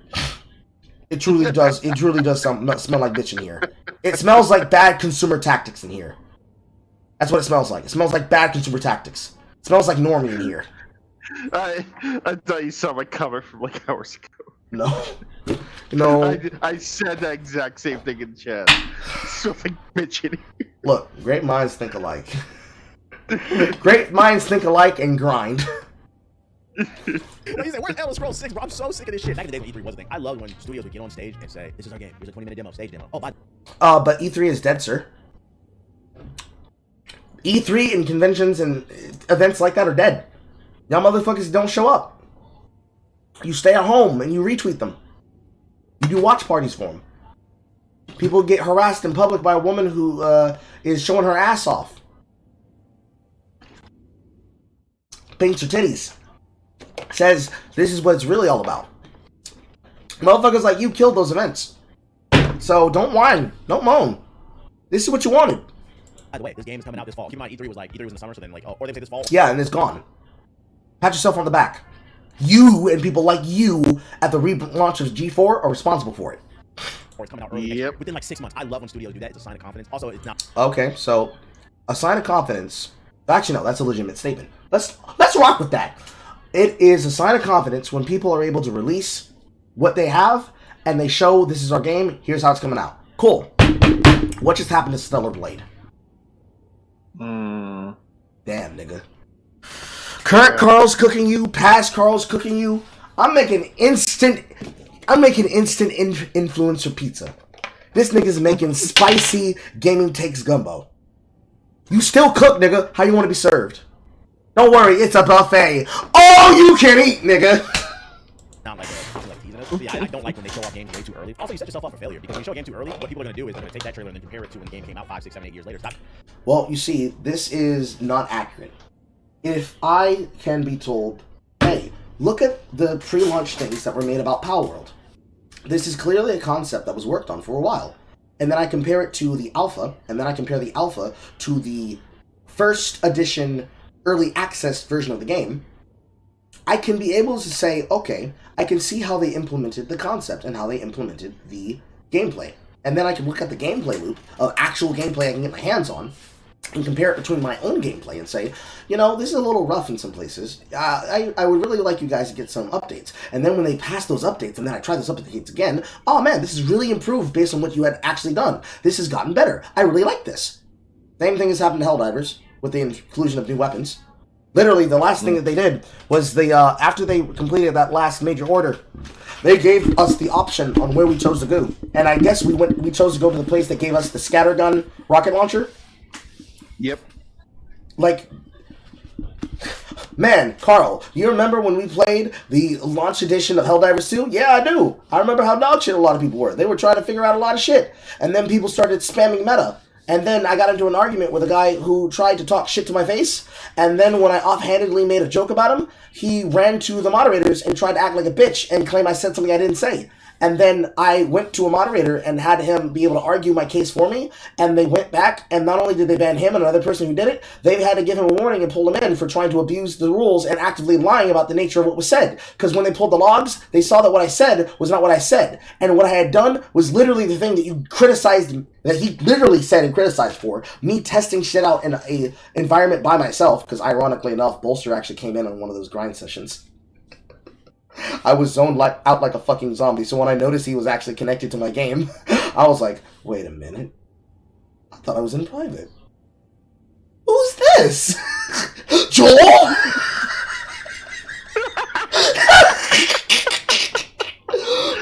But I'm testing shit. The mad guy himself came to see you. I pulled up at the top of the mountain. This nigga pulled out his shoulders already. He said, I don't want to scrap. I've seen what you've been doing on camera, Carl. Think fast, nigga. He's Bile Titan. Here's 10 Bile Titans and a Hive Lord. It's not even been implemented yet.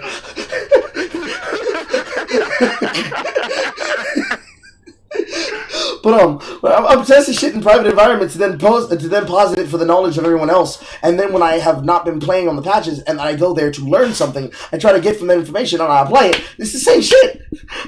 But like, okay, all right, cool, sure, whatever, sure, whatever. You're allowed to have your opinion, sure, whatever, sure. I believe you. I believe you understand what you're talking about. Sure, I believe you about game development. I'm showing your games too early. Because to be fair to the developers, it might not have even been their goal to deceive the consumer. It's just they showed something too early. So then what came out versus... Yeah, but that's not accurate because that's different. That's like saying, oh my god, I haven't seen your son since he was 2 and he's 7 now. Damn. Oh, 5 years. Where did the time go? Does he still shit himself in bed?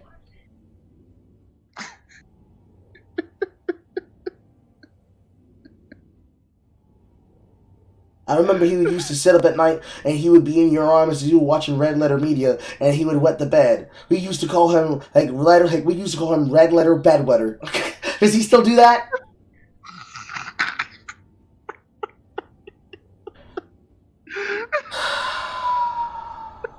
What was originally shown comes across as deceiving, so they have to be, and I'm not defending it, I'm telling people you have to be aware. Timing is everything. Don't show it unless you're feeling confident. I agree with this one. Our next time. Don't show it unless you feel confident in it. Hey, Shift Up showed gameplay that was then shown difference between literally difference of weeks, if not months. And they reported that what they were going to get was what they were going to receive. They communicated multiple times. And then literally, day 1 patch. Stealth patched, even.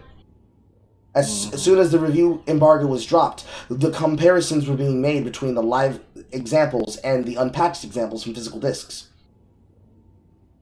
Which, don't worry guys, he knows what he's talking about. Hot take comes from another Brandon who goes on to say, most games are or can be fun, but their respective communities ruin the experience and the lifespan. The biggest issue isn't the development or microtransactions for now, it's the community destroying the common space. And to this hot take, I say... Wait. You said the microtransactions? He said Really? It's not about the microtransactions, he said it's about the communities destroying the common space. I feel like those are 2 different problems that you're conflating with each other. Well, let's get into it. I do agree that gaming communities have become very toxic, but I also don't think we should be allowing these corporations off the hook. Saying that microtransactions aren't one of the biggest issues. It is, bro. An example is just the other day, Rockstar announced that their GTA Plus server, they have a subscription service for Grand Theft Auto. They're knocking it up another few bucks, and with it, you get a new car and $1.5 million of digital money in GTA. Or how about Tarkov, that's making it literally pay to win to the point where if you're getting raided by other people, you get to have the advantage of bringing niggas in. To help you as you're getting raided. Every month or some shit like that. To me, I'm like, that's an issue because that's a game that came out in 2013. That is a game that's over 10 years old. And they're charging, first of all, why is there a GTA Plus in the first place? There's a monthly subscription. Then they... So, it's called sustaining the servers, like we talked about yesterday, about the spoilage of content. If the servers were not profitable, and if the game was not profitable, they would stop supporting it. And they would turn it off. They hike the price, and what do you get in exchange for it? You get some rich story DLC like every month, or new highs, like actual new content? No, they gave you some money on your account. It takes them nothing to produce that. It's lazy, and they're nickeling and diming you. And I can take that logic and apply it all across the spectrum of the gaming community, so absolutely not. So I remember... Gaming community. Gaming spaces. Gaming community. You're mixing your words. EA flew me out early to an event, but I was previewing some game... EA flew me out early to an event. I got the privilege to do something that other consumers do not get to do. I am a privileged person that got to do something that the average consumer will never receive. Because these corporations don't believe that they're worth it. But they believe I'm worth it for, say it with me now, promotion!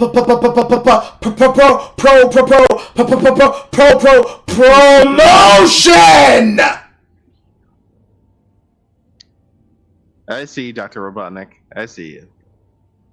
Crazy. This Negro is I just crazy. realized that I was muted. I'm an... Because you joined us quick play, so it was not intentional. Still funny at the time. That's silent pile time. True. True. My God. New Balance optimizations just came out. I saw the patch notes, but I haven't gotten into it yet. That's something for me to do next week. Oh, I heard the senator got a speed loader. Who? What gun? Well, the senator. It did, finally? Yeah, finally got the speed loader. Yes. Unironically, hallelujah. That gun is so good, but it's so fucking hard to use because of the fucking lack of There's a speed. caveat to it, though. What? Here we go. You have to empty the mag before the speed loader activates. All 6 bullets. All 6. Okay, that's fair. That's fine. That's fair. Yeah, I can work with that. There's They still- also did There's, other things that I can get into. we'll get into it next week. Don't you worry. Sure. But I'll be there. It still functions like normal. If you don't empty the entire clip, you don't get the speed load. You still have to reload bullets each at a time. Yes. Okay, that's fine. And we had like a town hall meeting with all the people that got invited to the EA event. And in this town hall meeting, the discussion was, how can we decrease the toxicity inside of the gaming community? And I'm Stop being pussies. sitting there, right, at the end of that Would town be hall, nice. pass the mic around the room, and they allowed the content creators to ask them questions on how we can improve bringing down the toxicity in the gaming community. I'm not gonna lie, most people's questions were fucking stupid. So I said, Really, what was the kind of questions?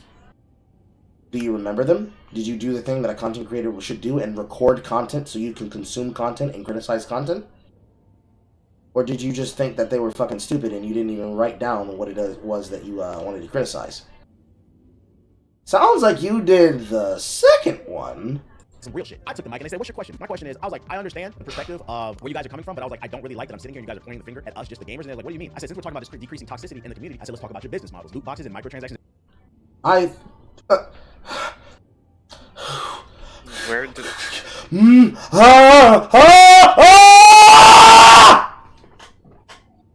I apologize. So let me walk you guys through my my thought process just now.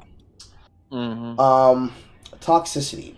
The gaming space upon which players are operating inside of. GTA Online is the gaming space, is the entirety of the servers and the activities being had. Let's compare that out and extrapolate that out into other games. The Helldivers 2 community. The Helldivers 2 community is every single person who's connected to the game playing through crossplay on PC and console. Every single person who's ever logged into the game and is ever going to log into the game, you are all playing in the same capacity where you could potentially join, if the servers let you, into the same matches with each other's. Okay, League of Legends community. League of Legends community is every single person who is playing the game, who plays casually, who plays in each of the rotating modes, who occasionally will play the actual ranked ladder, or will play a quick play or a draft play match. And your ability to learn how to play the game is extrapolated amongst the matches that you may be playing either by yourself in solo queue, or you may be playing up to in a 5-man stack inside of casual or in ranked flex, but you know niggas don't play ranked flex. Ain't no niggas playing Clash! Why is the mode still there? Anyways, or they choose to, you want to speak on that? I was about to say, no, they have it there so that the streamers can, like, flex that they're on the 5-man stack of other streamers that are rather popular and go like, yeah, we're winning. That's Twitch rival bait, though. And do I care? No, I don't. That's Twitch rival bait. That's not real. There's not a streamer series. There isn't. There is not a streamer series of entry invitationals where teams can be able to compete against streamers and work their way up the ladder in ranking. There isn't a tournament realm for pro players that are inside of the LCS. There's not a tournament realm for people who are streamers that have to verify that they're a good ranked player, and it follows the same rules that come with the restrictions of an account, where the account can be submitted and the player can try, and that player, no matter if they've been a toxic player before in the past, we ban accounts. We don't ban players. We're not all 2014 Tyler 1. So you still have to have the ability to play ranked, you know? So accounts that are not account level 30 and up are not valid, but you also still have to get to the rankings to have the competitive numbers to even compete in it. You know, they're playing solo queue, playing ranked streamer solo queue, playing invitational tournament realm, LAN party solo queue is not the same. Blase. Even then, nigga, I don't care, because it's not even the same environment. It's not even the same mentality. It's the same point I was making earlier about the ranked scene being the controlling factor that causes the balance of the game. Because it'll still be beholden to the exact same balance cycle, and nothing will change there. But, returning to my thought process. The environment of the gaming space of GTA is the server. The environment space of Helldivers 2 is all of the players that are connected to the game playing on the server. Let's use a single player game. The Balatro community are all of the streamers that play Balatro and are demonstrating tactics that they've learned over the amount of times they have played unseeded or they've just discovered seeded runs that they could then use as a time attack challenge to figure out if they could be able to beat that seed or if that seed is unbeatable. And it's just a matter of figuring out if there was a way for you to survive it or if it was untenable based on what you had to do in order to be able to play your cards and successfully win. Etc., etc., etc. Take any example of any case basis anyone can think of off the top of your head in chat or here in the VC, off the top of your head and compare it, alright? That's the gaming space. What the fuck if there is no pay-to-win structure inside of these opportunities to be purchased for NFT transactions? What do the microtransactions of the company's game have to do with the player-moderated behavior of players playing in the game?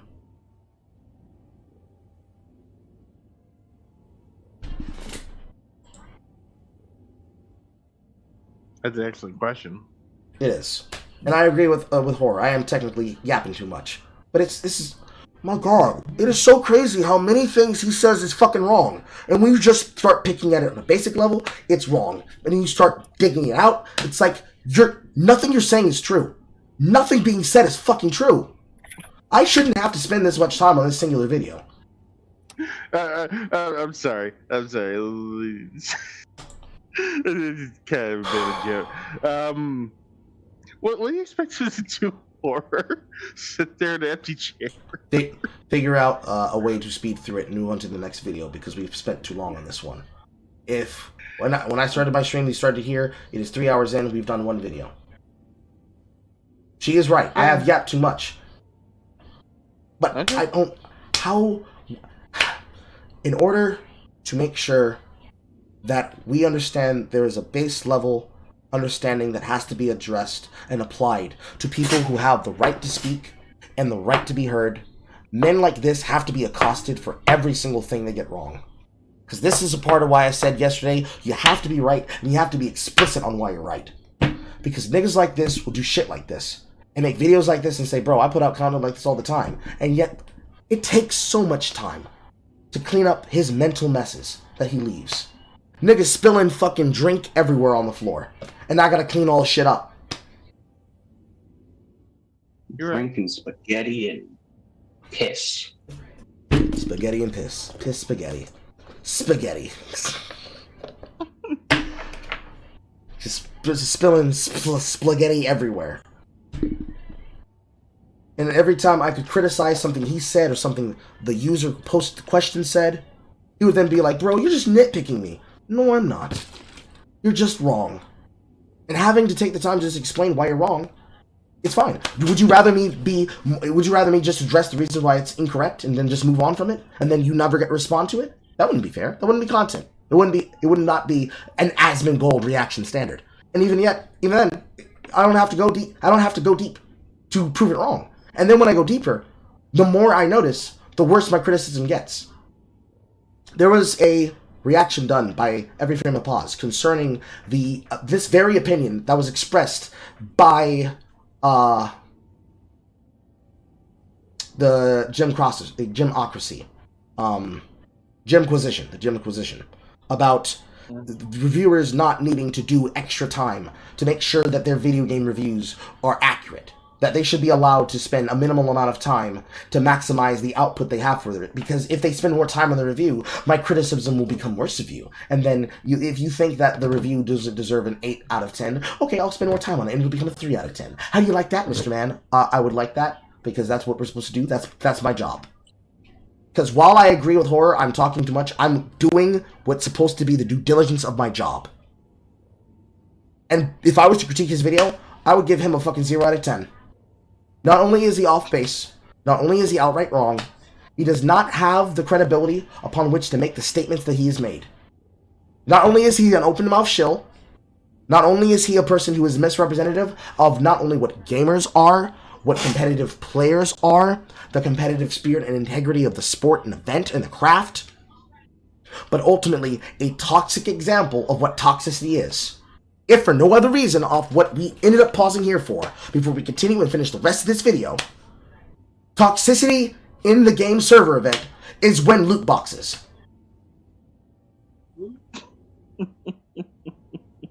And if we were to go by the argument I said earlier, with people being streamer figure number Andes, that will scream about their follower counts and their subscriber counts and say, that's why you're not relevant, I'm bigger than you. These are the individuals who believe that they have the right to speak over people like myself, despite the fact they can't take the time to even listen to their own words and realize how wrong they are. It upsets me, and I get tired of seeing this shit constantly. But it is what it is. Let's finish the video and then move on to the next video.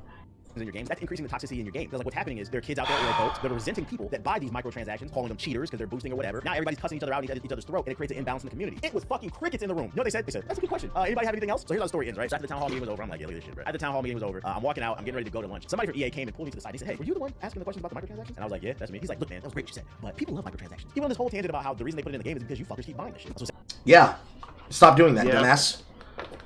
Even if we had spent more time going over his piss-low take, doing it entertaining, yeah, I am. But at the same time, it's not about me being entertaining about one video. VSChat shouldn't just be about one video if we have time to get to more.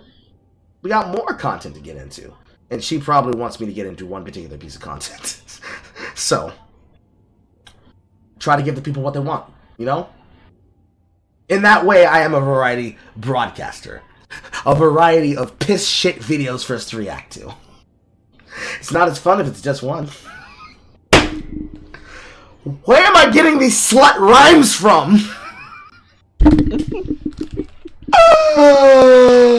I'm saying it's not an issue is an issue because they're doing it because people keep buying it and it's creating problems in the game. Now, I say that to say this, so stop defending them, bro. Now, do I think sometimes the gamers go a little bit too hard on these developers and shit like that? Sure. Let's not sweep under the rug the evil that they're doing. That being said, I just went on a whole tangent. I'm sorry. You're right. There are certain portions of the gaming community that are just too fucking toxic. I was just talking about this on the podcast when a multiplayer game first comes including you. out. Motherfuckers don't even have fun anymore. Day one, TikToks, YouTubers, best build. Okay, but guess who's responsible for that? To save brethren time, I'll answer my own question. That's people like you are responsible for that, because that's literally what has killed some of the fun of Helldivers. People who will not put in the work and won't test shit and won't lab shit, who run specifically to the Discord as a justification to find people who agree with their opinion, spamming the builds and videos that they see that spread misinformation through YouTube videos, who aren't actually a part of the player base and community that fact check and do the science and take the time to mark the shit down so it is known. You guys do that. The same way that the reason they put in microtransactions into the game is because you niggas keep buying them. The reason that people keep doing that is because the same way you could claim, quote, the pro gamers, but by the way, casual players copying other people's shit is not the fault of the pro gamers. It's the fault of the players who are lazy, who want to not do the work, who want to cheat, who basically want to cheapen their experience. I wouldn't say cheat, because this is just a fetus berry meme.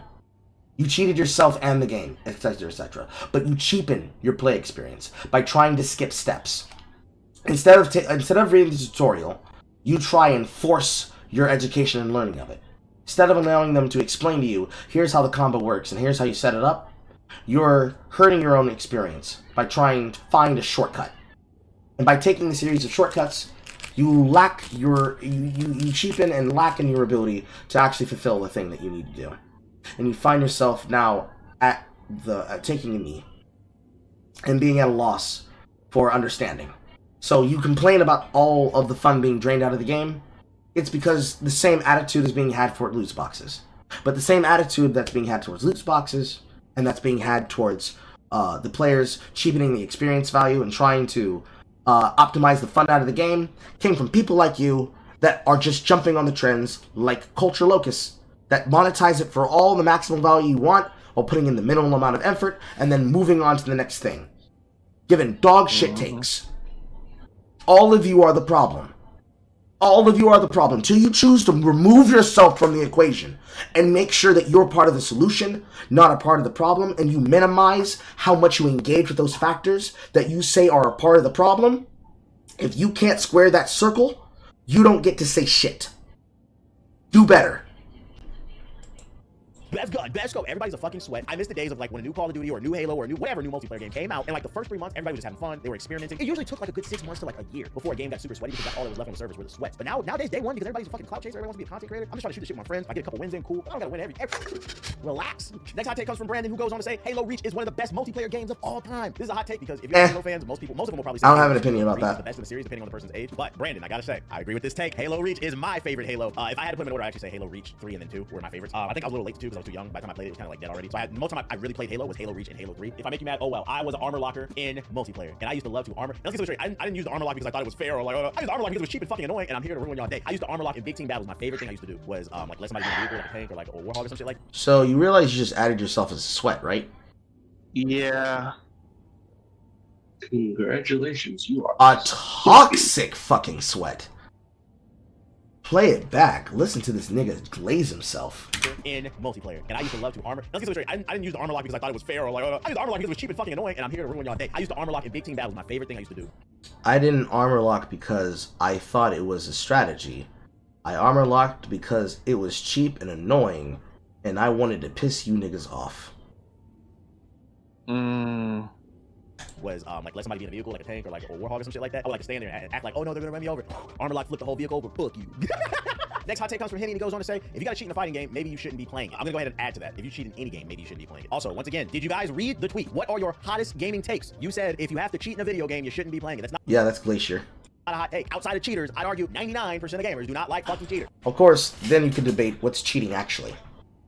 Is cheating, obviously, like I said earlier, you have devices tied to your controller and your system, remove them and demonstrate that you're playing legitimate, or is cheating when you use a cheap tactic that you think is bad? Because if you say using a cheap tactic like spamming is you think is bad, welcome to Tekken 8. We gonna learn to block today. Oh yeah. Oh, it's fun because especially since Jack's now kind of good. It's like I've been having that sort of experience with other people. It's like, should have blocked. It's like, what's that? You like spamming electrics? Low, low, low, mix up high, low, low, mix up high, low, mid, low, low. We gonna learn to block today, bitch. 101, block strings. Do you understand how to block my character? Low, low, overhead, electric, retard, get out! Oh, you want to run it back again? Low, low. Hate mail, stop cheating. You can't do that. Lol, low, low, low. Somebody's getting fucked. Shout out to my Gordo players. Shout out to my Reina players. Shout out to my King players. Grapplers in general. Shout out to the Zangiefs. They represent the realness. Honestly, Zangief players are not the same as King players. King players are nigga. Guess who this mix up? Zangief players are nigga. You tried to duck. Nigga, you jumped. Get in this combo. You're going nowhere. I got you in here for 3 rounds. That's 3 rounds of playtime. Oh my god. Oh my god. And I can almost bet you, because this nigga did have both those games on it, I can almost promise you he is probably one of those. Because for somebody who wants to talk about the competitive fighting scene, also African-American player, plays Tekken, and also plays Street Fighter. Not beating the allegations. I can almost promise you. I can almost promise you, if I went to his stream and I saw what kind of Shoto player he was, I can almost promise you he's probably a Shoto user. Almost most definitely. Maybe. I wouldn't say he would be spamming Fireball, but I definitely think he would be the kind of person who would like to glaze his combos. But at the same time, he might also be a user who likes playing characters that are strong, but he also likes. So he might be playing a female character, or whatever.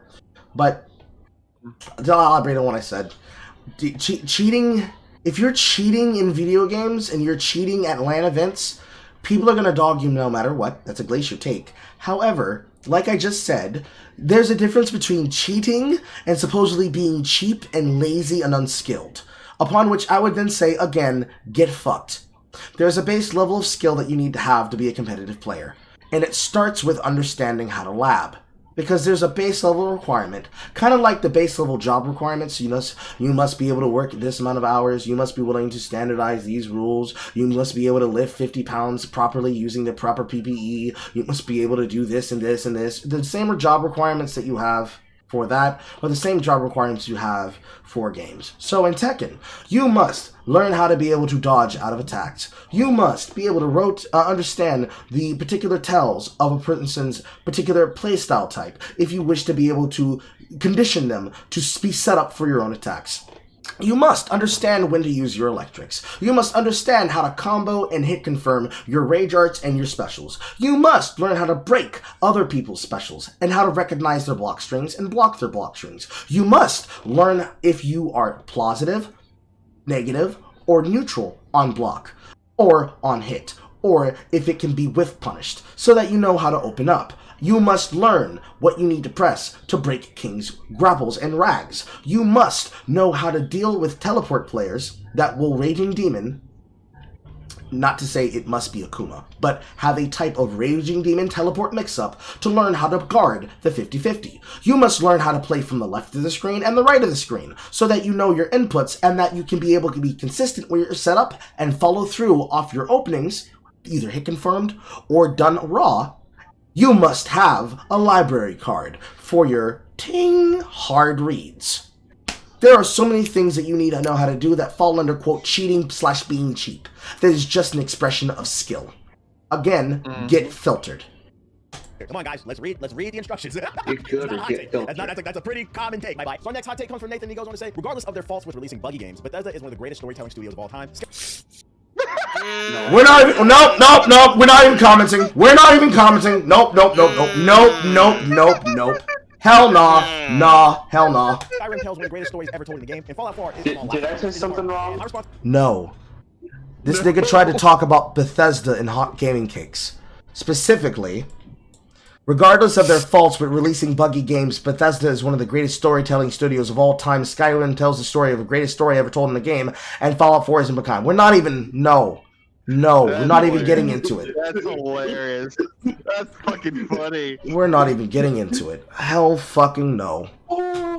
Hell fucking no. Like, James playing Fallout 4 right now, and we'll tell you, nah.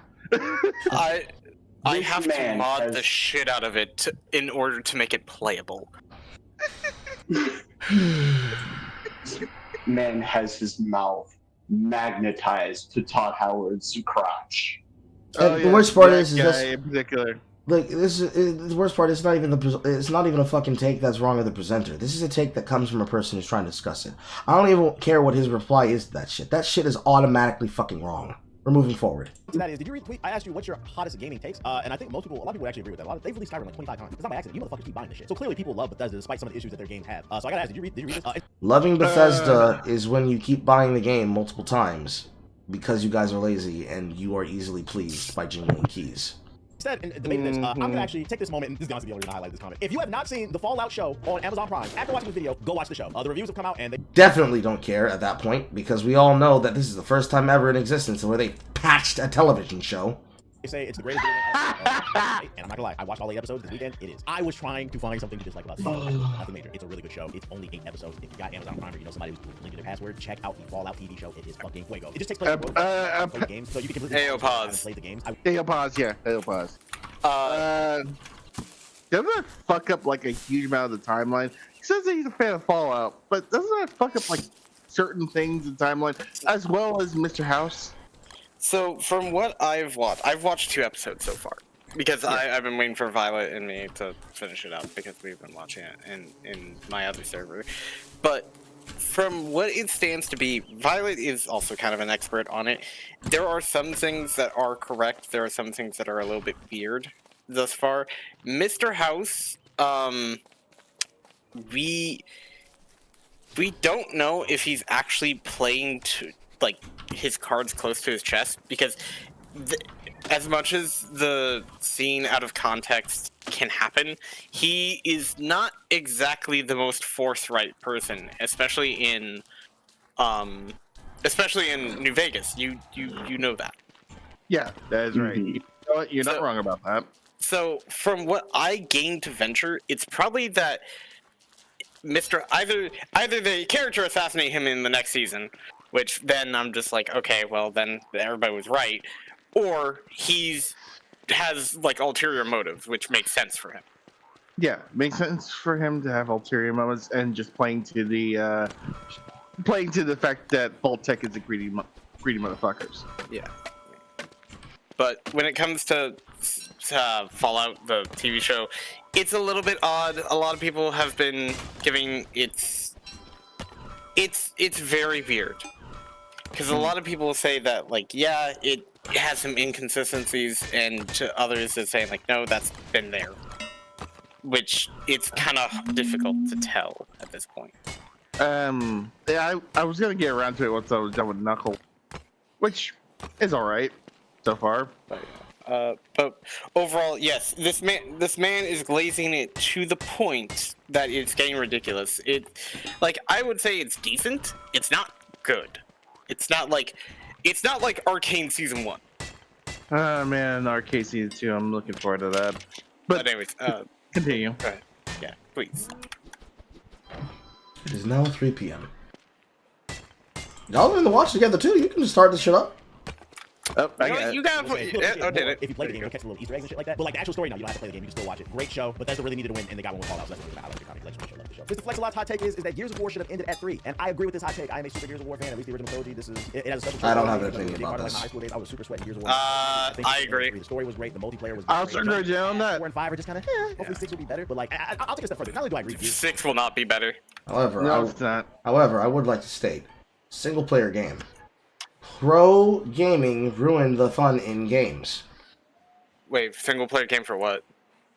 Gears of War 3. I know that some of the Gears of War had apparently a multiplayer function. I did not pause the server. I know that some of them had a single player function of campaign, and then some of them, I believe, had online like PvP. Mm-hmm.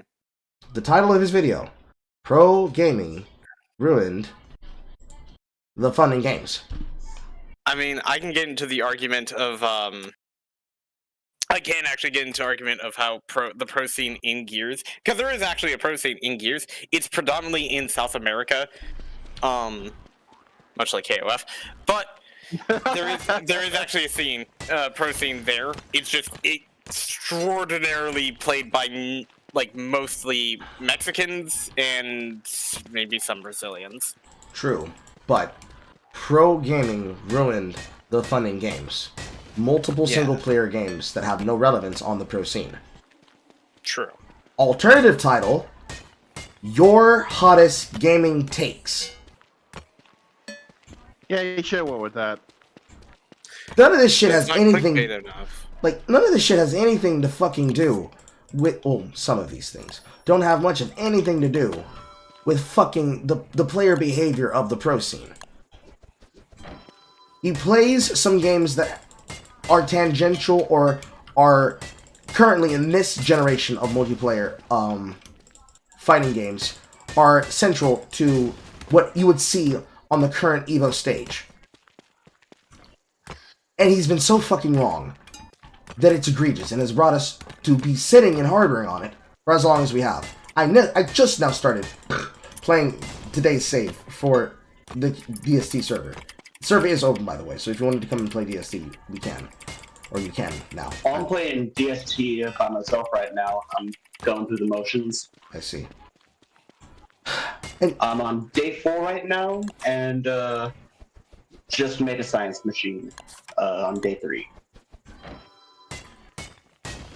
But he keeps trying to nickel and dime his way to justify a lot of these takes that are out of pocket. They're just blatantly wrong and out of pocket. Mm-hmm. I don't like that he did that, for one.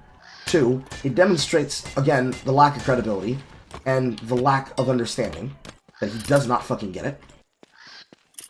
And there's no way for him to square this circle on the fact that because he's doing it, and he just keeps inserting things that have nothing to do with the topic.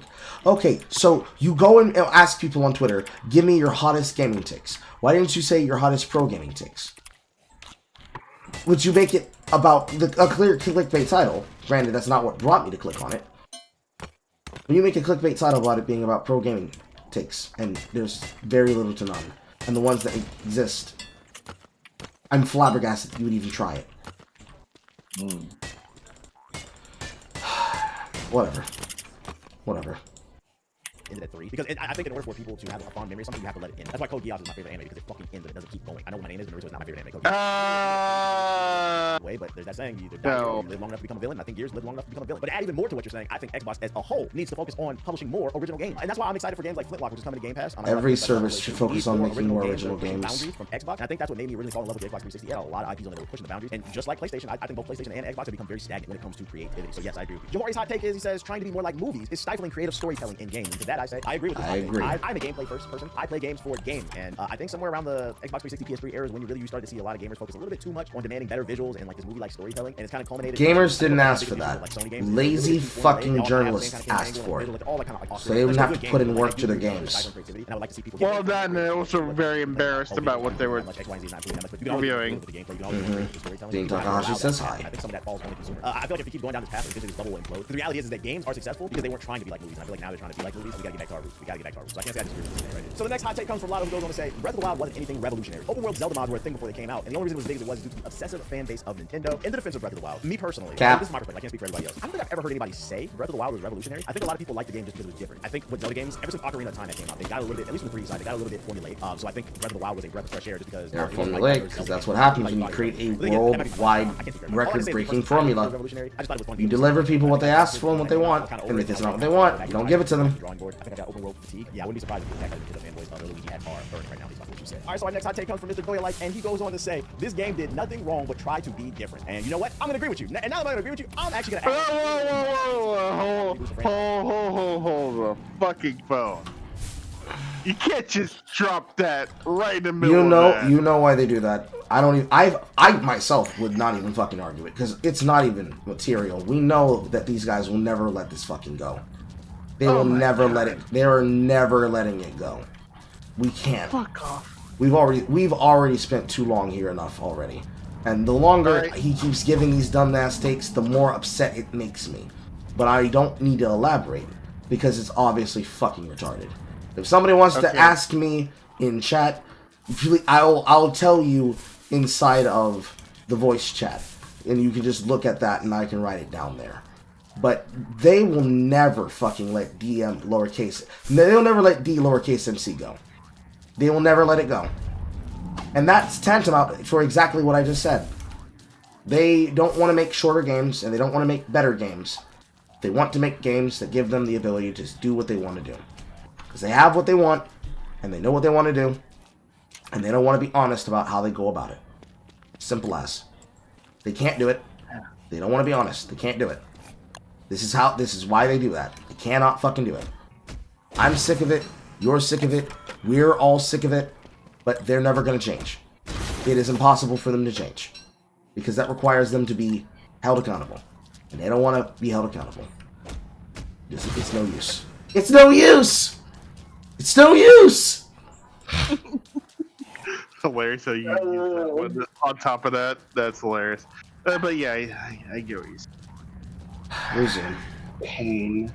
Resume. Back on during, was it the PS4 era? And they kind of rebranded Dante. Originally he has that white silver hair. They gave him kind of like this emo look with the short cut hair, and they even put him in PlayStation All-Stars, which you guys tried in PlayStation All-Stars. Anyways, a lot of people didn't like this dude, and I'm gonna be honest, and I think my opinion is biased on it. So strictly gameplay. I thought the game was fun. I thought it was fun. It was a fun action game. I thought it was fun. It felt like Devil May Cry. But I know a lot of people didn't like the redesign of the character, so they dismissed the game as a whole. But if you remove the character and just play the game for what it is, I thought it was a solid 8. It was a good action game. Now for the character, it's not a good action game. My opinion is a little bit biased just because I don't have a strong connection to Devil May Cry. I'm not like the biggest fan of it. Like I like it, but like I'm more of like a Bayonetta guy. It's like them changing Dante didn't really do anything for me. Like all I was looking for was a play a fun game. To be honest, I thought the game was fun. I think it got a little overhated because of the character design. This is one of the weirdest kind of backlashes. I don't know. Is that gaming using the biggest budgets for spectacle is stifling actual creativity when it comes to gameplay. And True. I understand where you're coming from. I think the biggest issue is what's being made is being based off of what's being bought. There are a lot of creative games out there. I mean, indie developers are on the rise. The problem is that people don't buy them. Yeah, you don't buy them.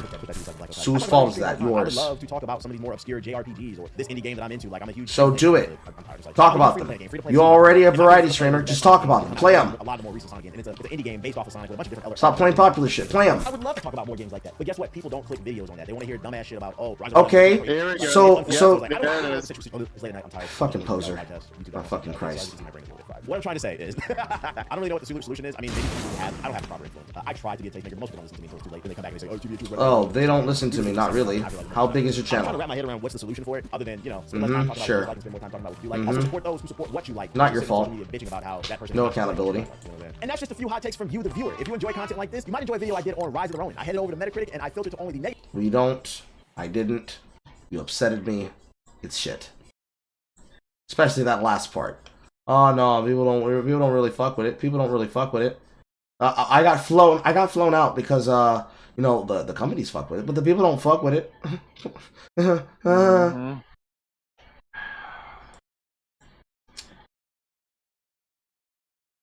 I guess they wonder why the industry is so shit.